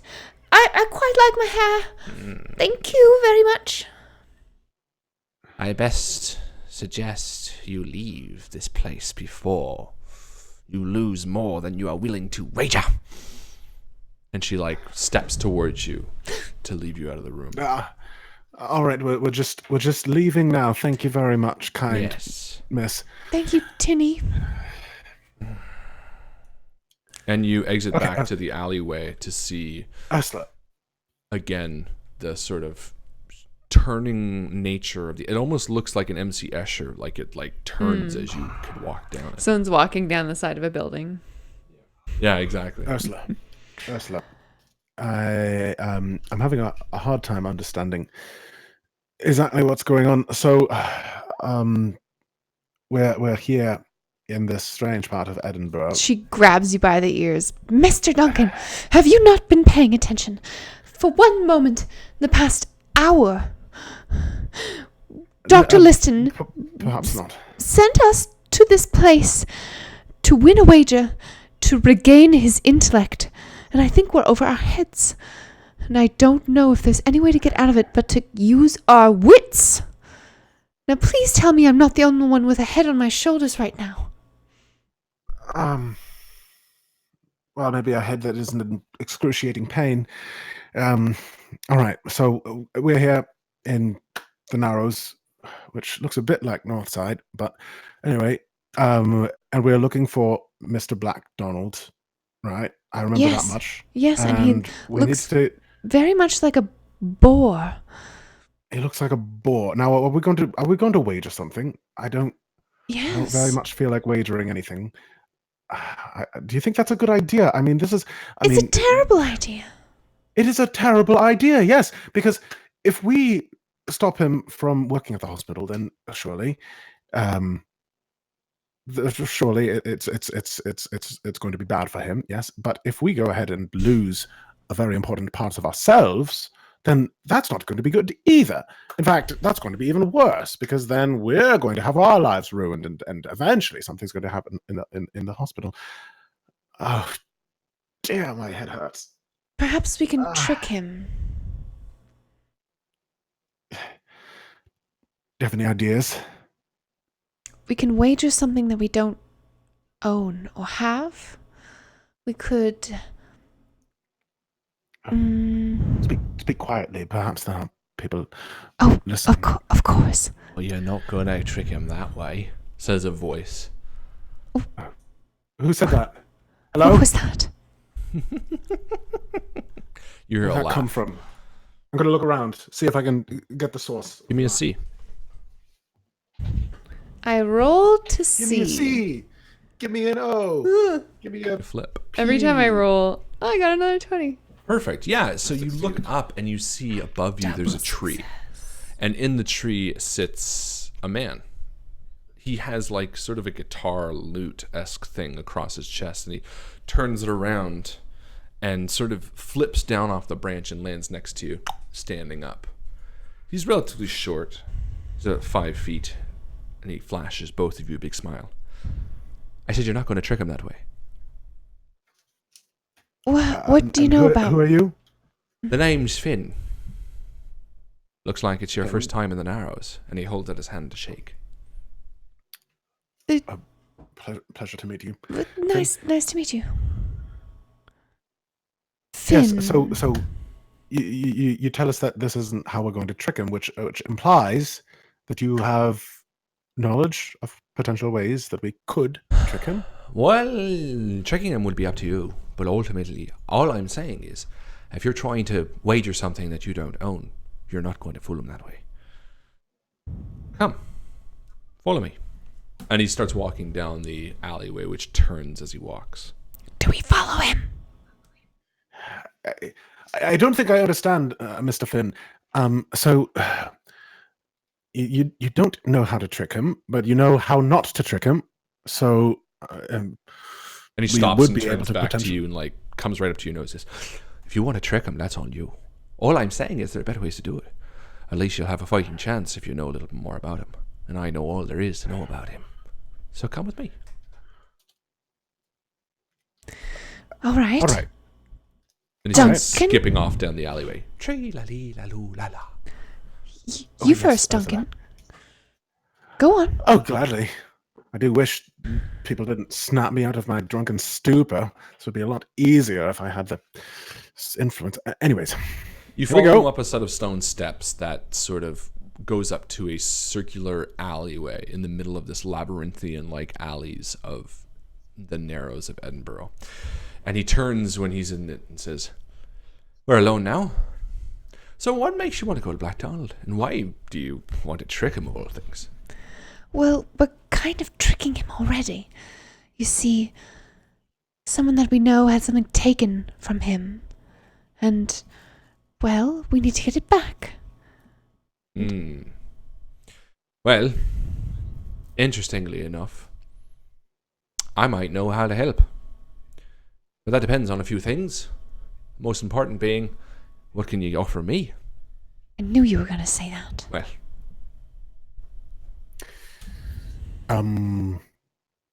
I have a bow tie, but no, I don't want to give you this one because it took me a long time to find it. I can give you information about our world. How about that? I don't care. It'll be in your plenty of world. things, Listen, I'll cut through the chase. There's one thing I want, something that I don't get, and you can give it to me. I want an answer from the Bodoc. Oh, What's dear, the another creature. Boloch? The Bodoc. The Down Bodoc. there in the tide, right? And he points down the sort of turning alleyway that goes on to the left. There's a pub called the Tide. In the back corner, you see a dark grey humanoid figure. He can foretell the death of any creature, but he won't tell me how I go. It's driving me mad. If you can find out how Finn, the magician warrior poet, dies, I'll tell you what you need to know about Black Donald. At least give you a fighting chance in trying to trick the bastard. What do you say? Sure, why not? Let's do it. Yes, all right. Down to the tide. Perfect. And he spits in his hand and holds it out to shake. Is this normal? Of course it's normal. I don't want to... all right. I guess... And he pulls his hand back. He's like, "You fucking idiot." And he walks past you. And yeah, he seems to walk into the wall and disappear. Ugh. All right. Well, I suppose let's go to the tide, unless you just want to break into Black Donald's place and steal the brain or whatever he has. No, let's go down to the tide. You Your turn lead down this the time. short alleyway. And As it grows tighter, you see a singular door at the end of the hall where you can hear the music already from inside. You open the door and blue smoke hangs to the ceiling. You see creatures of all shapes and sizes. Again, the room turns. The bar stretches out and almost is so uneven the mugs barely sit on it. You see large brown hairy creatures dancing back and forth in front of a fireplace. You see creatures that look entirely made of water, sort of like washing themselves up and down to the music, and it's entirely foreign as you enter. Is it kind of awesome though? That's totally up to you. I think it's pretty awesome. You see in the corner a man trying to take a big bite of something, and little bites go disappearing out of it. And he's like, "Oh, fucking!" And he hits the air, and a little fairy pops into existence and goes, splats on the wall next to you and falls down. Do I see the gray humanoid? Give me a C. It's pretty packed in here. I will. What? Well, that's a fail, but I get to do one more. That's also a fail. Yeah, no, you don't see anything. So you enter into I will drop my coin, and I will also do a C. Yeah, that's all right. All right, so he said he's grey and he's humanoid. He's sitting in the corner. There's only 4 corners. It can't be that difficult. and I'm yet just going you don't to- see him. can I- Unless you succeeded. No, I didn't. Oh no. You can force the success, but then it gives me an option to change one of your coins. I might force it. Okay. Yeah, you force it, and you see in the corner this gray figure almost seems to appear like shimmering, as if he just sort of phased in. And yeah. There he is. He's over there. Oh, I didn't see him. All right, let's go. And Ursula crosses the room, dodging between the oddly dancing couples. Yeah, and as you do it, why don't you you got to get bumped by something. Oh no. And you turn and you see a large, strong man with the wolf head, and he's like, Interesting. I have a social skill that I chose. yeah, It's called always knows how to cheer someone up. perfect. And he's like, I wonder if I can see if I know how to do that. yeah, you do. If you have the skill, you get to do it. Sorry. Okay. But you just get to do it. You can negate a flip. All you do is you explain how you cheer this guy up. So he looks at you. You presumably stepped on his. I take his hand, this very big, tall guy, and Ursula's such a tiny little girl, and she spins him underneath her arm, and he has a great...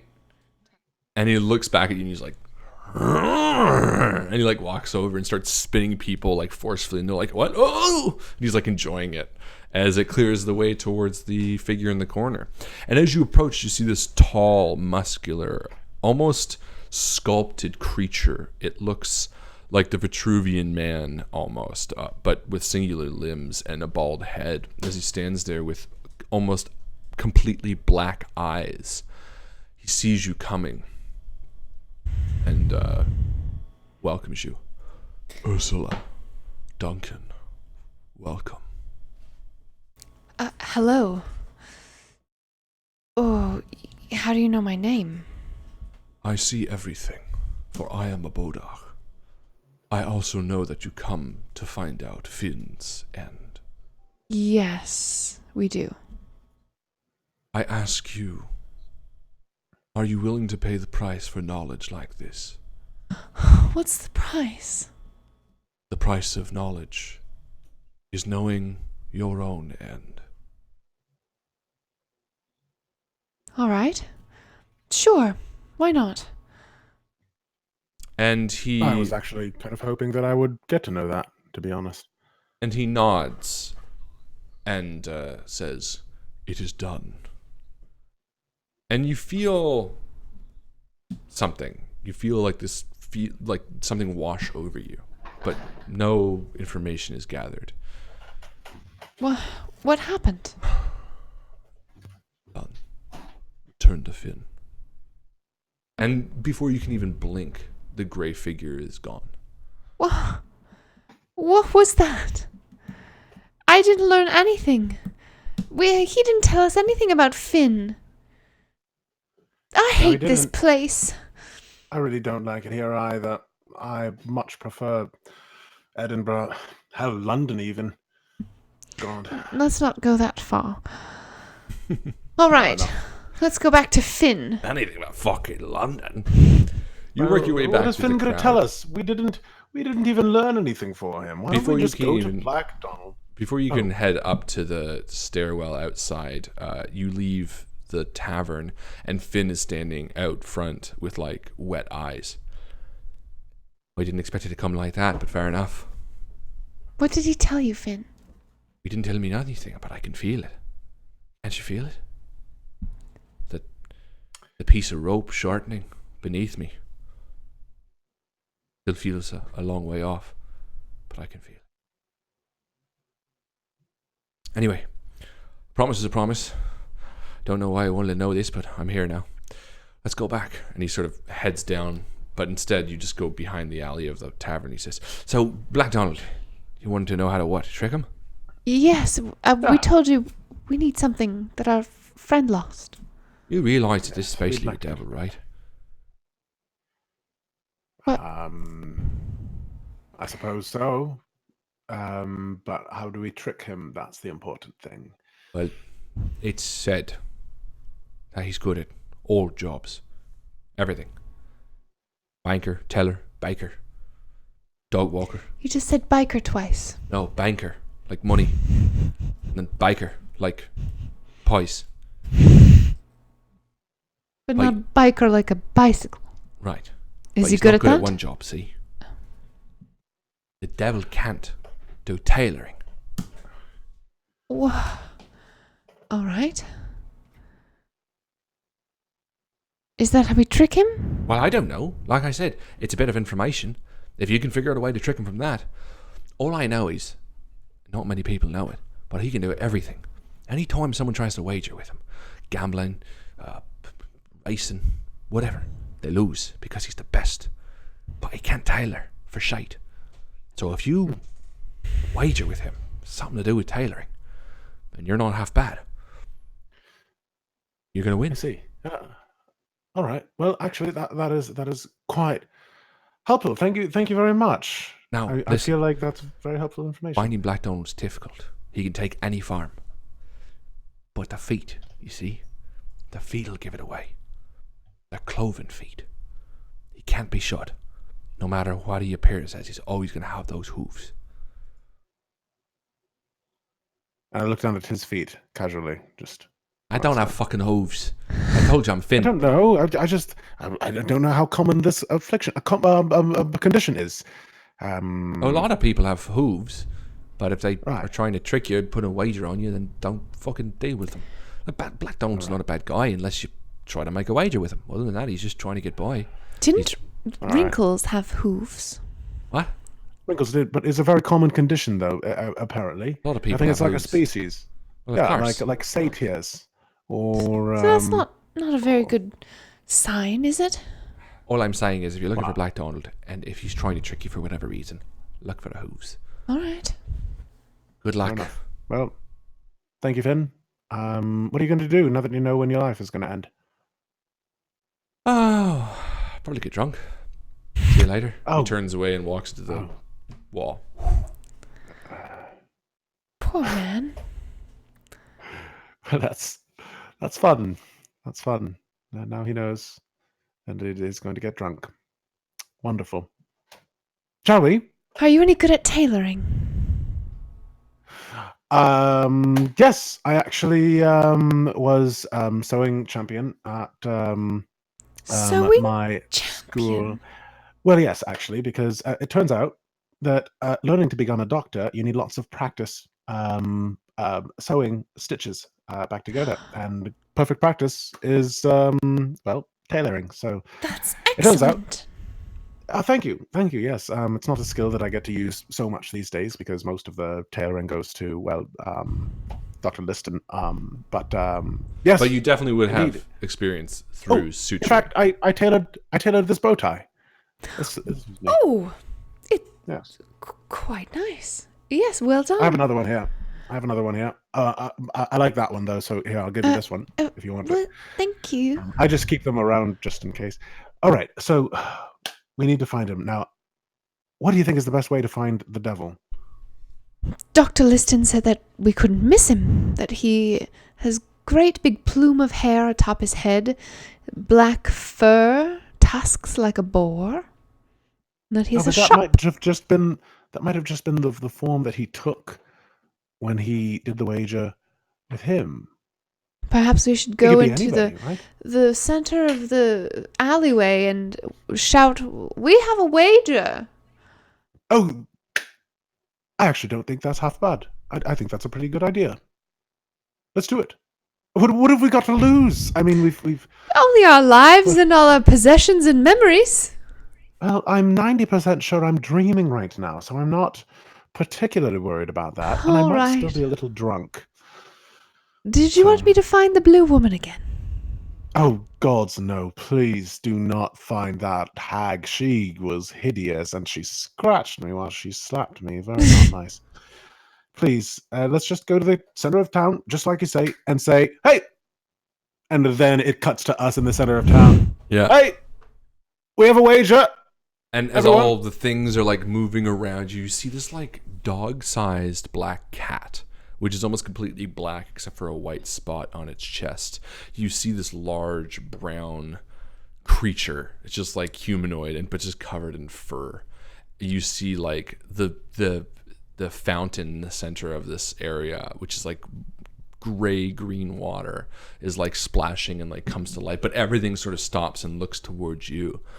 And a small market stall that looks like it would serve fruit, except it's devoid of everything but fruit, is the only movement as you announce. Everything else stops. Even the water stops flowing. And you see someone bend out from under this stall and walk towards you. The first thing you hear are the cloven hoofs on the cobblestone beneath you. And following it up, you see this well-dressed man. His face is gaunt. His teeth are longer than they should be, and his eyes are almost completely black. And his hair is slicked back tight, and he smiles wide and long at you and says, "Well then, let's make a deal." You must be Black Wonderful. Donald. Please, not that name. Just Donald. Let's just go with Donald. About your day, everyone. And everyone's like, "Ugh," and starts moving again. He's like, "Come here, step into my shop." And he walks into the small little room and down a set of soft steps that sort of give when you walk on them to like a carpeted area. It's sort of beautiful, like almost like a fortune teller's area. There's a small table in the center of this room that tends to go down. And as he steps down, he stops on the steps and turns around towards you and says, "We are making a deal, right? A wager, you said?" Indeed, yes. We do understand that you are in possession of something that we would like. No, And not the in details return- yet. I just want to make sure that you know the rules before we go down there. we don't. We don't really know the rules. Nope. Actually, no. We do not. Well, perfect. Let me tell you. The rules are as such. We make one bet. You get to pick to choose the terms. You get to decide what game we play, what challenge we do, but it's going to be you versus me. And that's one of you. You beat me, you get whatever you want, whatever was set out in the beginning of our deal. But if I win, I get what I want, whatever was set out in the terms of our deal. Beyond that, anything goes. How does that sound? That sounds fine. So we decide on the prize first, and then we decide on the challenge after. What's the order? What's the precise order? First, we go down there, and he again points to sort of the circle at the bottom of the stairs. And then we talk about what's at stake, and then we decide what kind of challenge we're going to face. Then we do it, and then I collect. I always collect. What do you say? Do we have a deal? When you say you always collect, do you mean you've never lost? Not yet.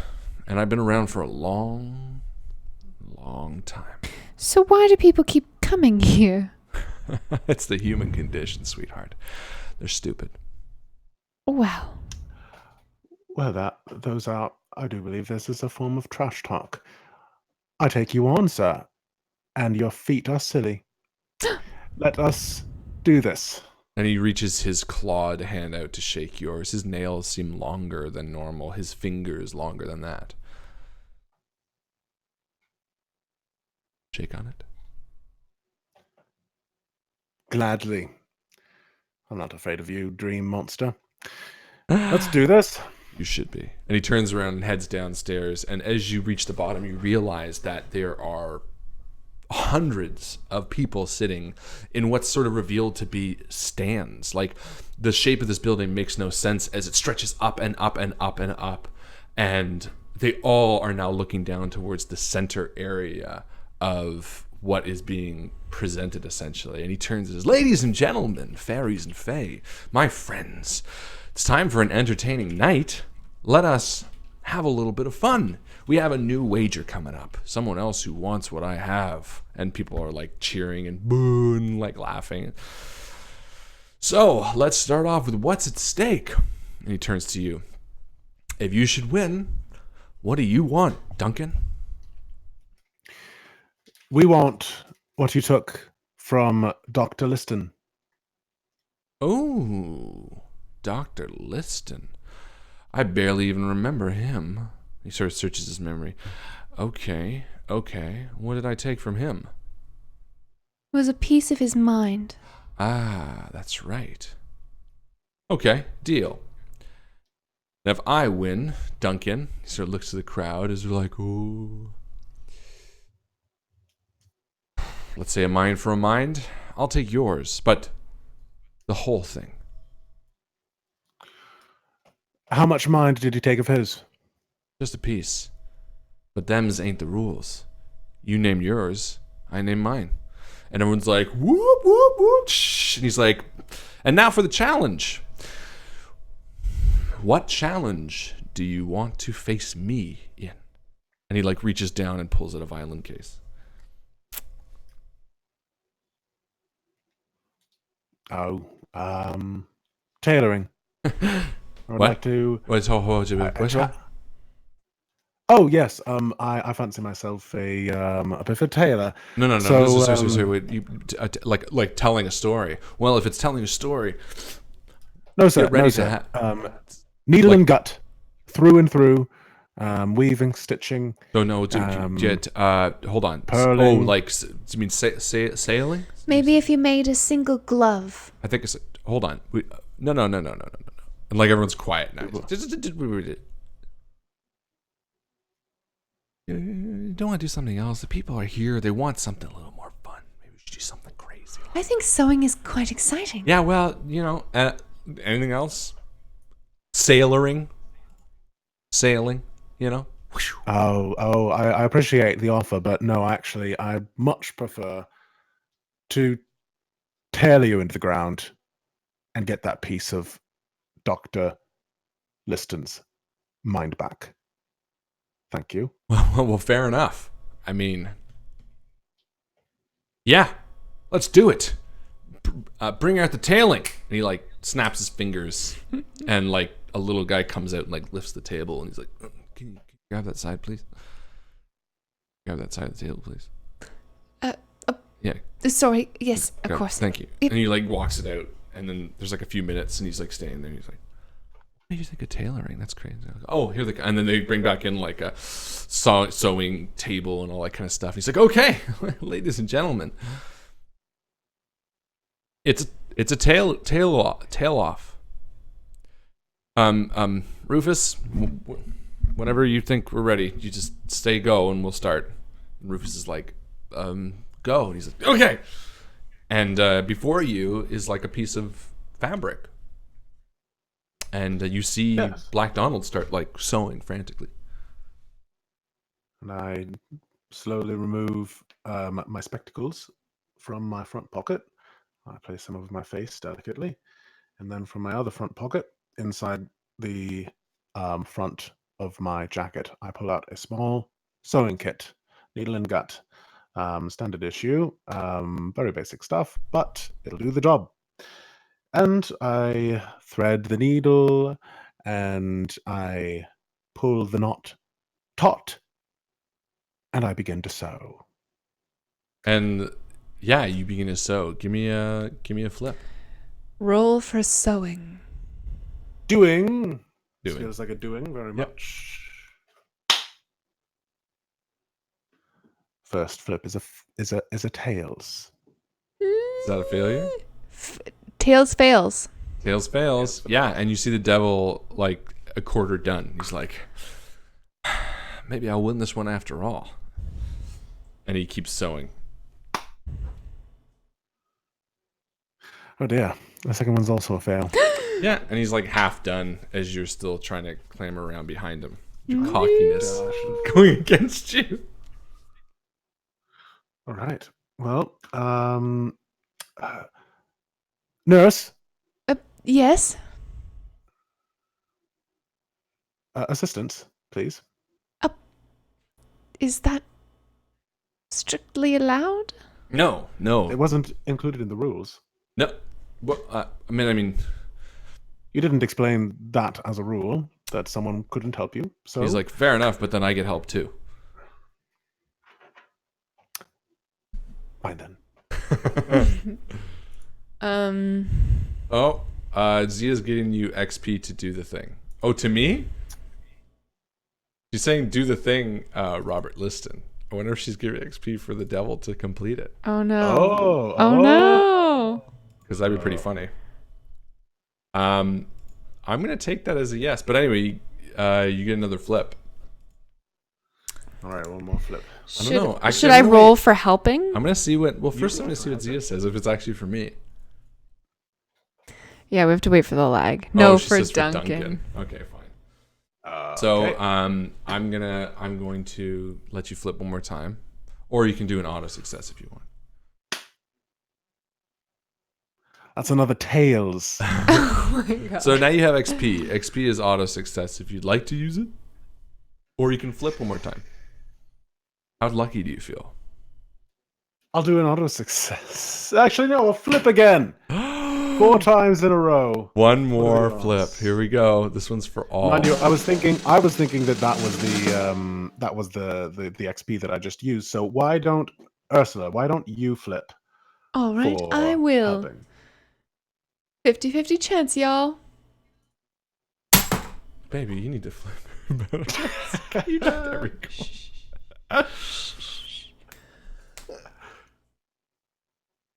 That's a fail. And the devil finishes his glove. And he's Oh like, no.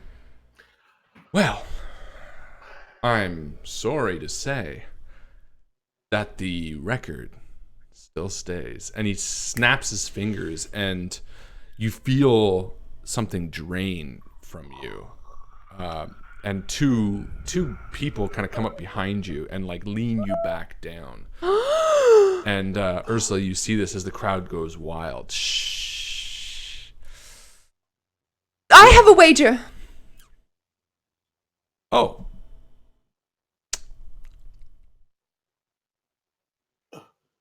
Well, sounds like tonight got double interesting, and the crowd starts clapping again. Same wager? Liston's mind? And Mr. Duncan's mind. Oh. Well, interesting. That's a pretty hefty wager.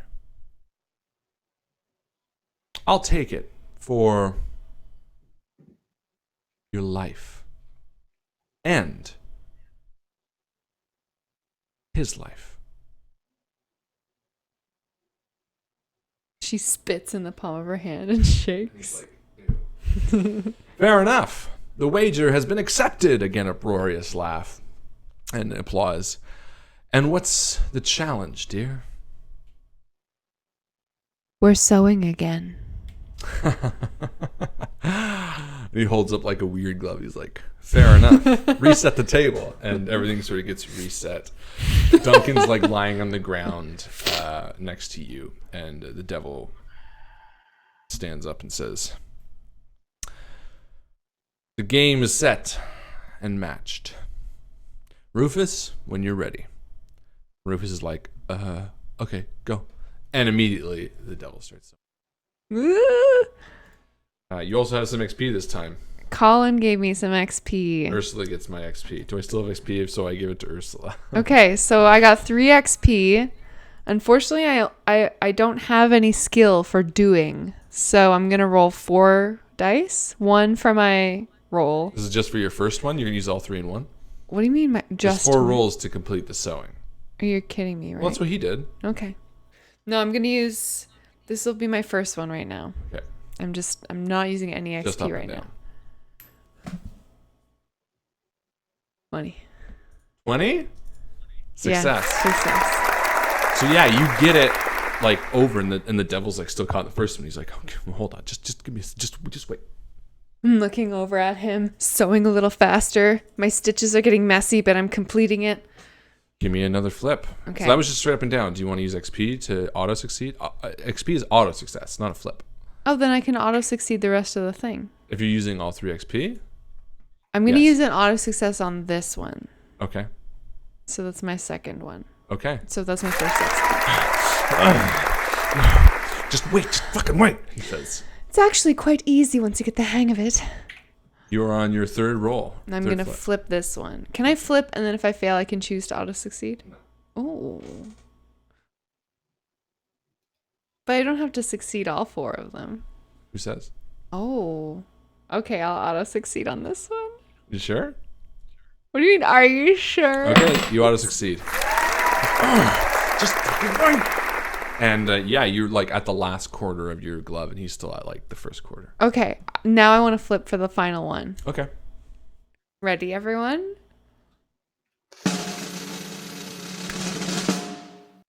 I fail.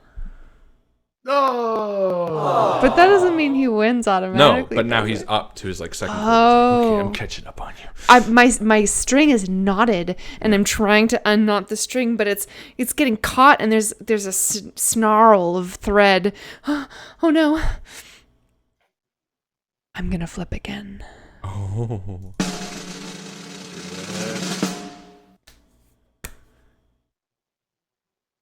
That's a success. And you finish the last bit of it as the devil is only half done, and he's like, no. And everyone's kind of like a bit flabbergasted, and they're like, but Black Donald, you never lose. She slams down the glove. Eat that, Black Donald! Fine. Your friend's mind is back. And Duncan, you still feel fucked up. No, you still feel like messed up. He's like, it'll come back slowly. It'll come back slowly. And the back of your head really hurts. And he's like, he's fine, help him up. And the guys like help you up. And the room is like starting to shrink a little bit and come back to regular size. And he's like, and Liston, yeah, here, give him this. And he reaches into a pocket and hands you dice. Chunk of brain. No, it's like a die. He's like, give that back to him. His brain will be fine. Thank you. Well played. Yeah. Well, I'll play it for you too. And don't come back. Let's go, Duncan. She puts his arm over her shoulders, and we start heading back out towards where we know the door is. And as you're heading towards the door and leaving it, it's seeming smaller and smaller behind you. You exit to the narrow, and it's sort of it's like fading a little bit. You walk down the alleyway that you came from, and as you do, you can see it sort of the end of it turning back to regular street. And as you exit towards the main streets, you walk and walk, and eventually you're back in Edinburgh. It sort of like fades out, like waking from a dream. Before you realize it, you're standing in sort of a park. Are you all right? Oh, my head is swimming. Not in a good way. But yeah, I think I'm fine. What happened? Last thing I remember is losing, and then I thought that was it. I wagered again. And I beat him. You beat So- Black Donald. Yes. Oh, Ursula, thank you. Oh, And you're I wrap welcome. my arms around you, give you a big hug. And you didn't just wager for my life, right? You got his mind back, yes? Yes, with this. We just have to give him this Oh. dice. Brilliant. Let's do it. Let's go back. Oh, he's going to be so pleased. Is it like super late at night, or like no time has passed at all, or It's pretty late at night, like super late at night, like almost morning. we go over. We walk over to his house. And, he comes to the door looking really ragged, and he's like, "Oh, fuck, you're back. Did you find my mind?" She holds up the dice. "Oh, thank you." And as you're handing it to him, it's like sort of a dice, but now back in the real world, it looks a bit different. It almost looks like just like almost like a sugar cube type thing. And he's like, "Thank you. I don't know how to thank you." And he puts it in his mouth, and he's like, I can feel it. I'm whole again. I feel like myself for the first time in 5 years. Duncan, Ursula, I can never repay you. Just promise us that from now on, you'll try your best not to have any more inquiries into this kind of thing. I'd really not like to go back there. Me neither.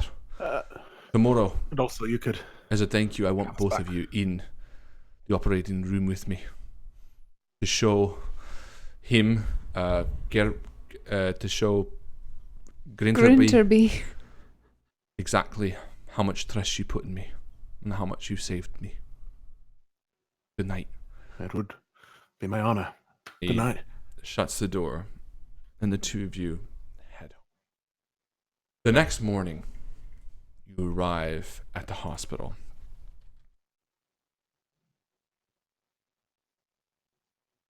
Used to be better at that. Well, The next morning, you arrive at the hospital with a spring in your step. You feel the night's magic beginning to wear, but your mind still turns and wonders what exactly you did.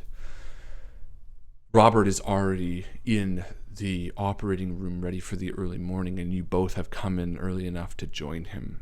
As you enter, you see the nervous faces standing in the crowd, all sort of excited for Liston's return after the terrible tragedy of yesterday. He stands confident and nods solemnly to the two of you as you head down. Grinterby is standing there, sort of understanding and accepting of your reinstatement of him, and Cumberland sits next to him, hesitant but nods as well, almost with a bit of acceptance, begrudging acceptance. The two of you enter down next to Liston, who addresses the crowd. "Ladies and gentlemen, yesterday was a difficult day for all of us. Many years I've been working in this hospital. I'm not ashamed to say that I lost my way. But these two friends, they helped me get it back. Thank you. Looks to both of you and nods. Please, let us make this worthwhile. And he sort of gestures for you, Ursula, to stand across from him, and he gestures for you, Duncan, to stand next to him. And he turns to the crowd with the blade drawn and says, "Ladies and gentlemen, I will now perform the quickest amputation in the history of medicine." And with that, he spends 2.5 minutes cutting off the leg of the person at the table. In doing so, chops your entire left-hand fingers off, Ursula, and slices you across the belly, Duncan. Shortly after, you die of fright, and Ursula, you die of gangrene in the hospital over the forthcoming months. The patient dies almost instantly. But Robert Liston exits the theater confident, dealing with the first ever recorded 300% mortality rate. The end. Da-da-da-da-da-da.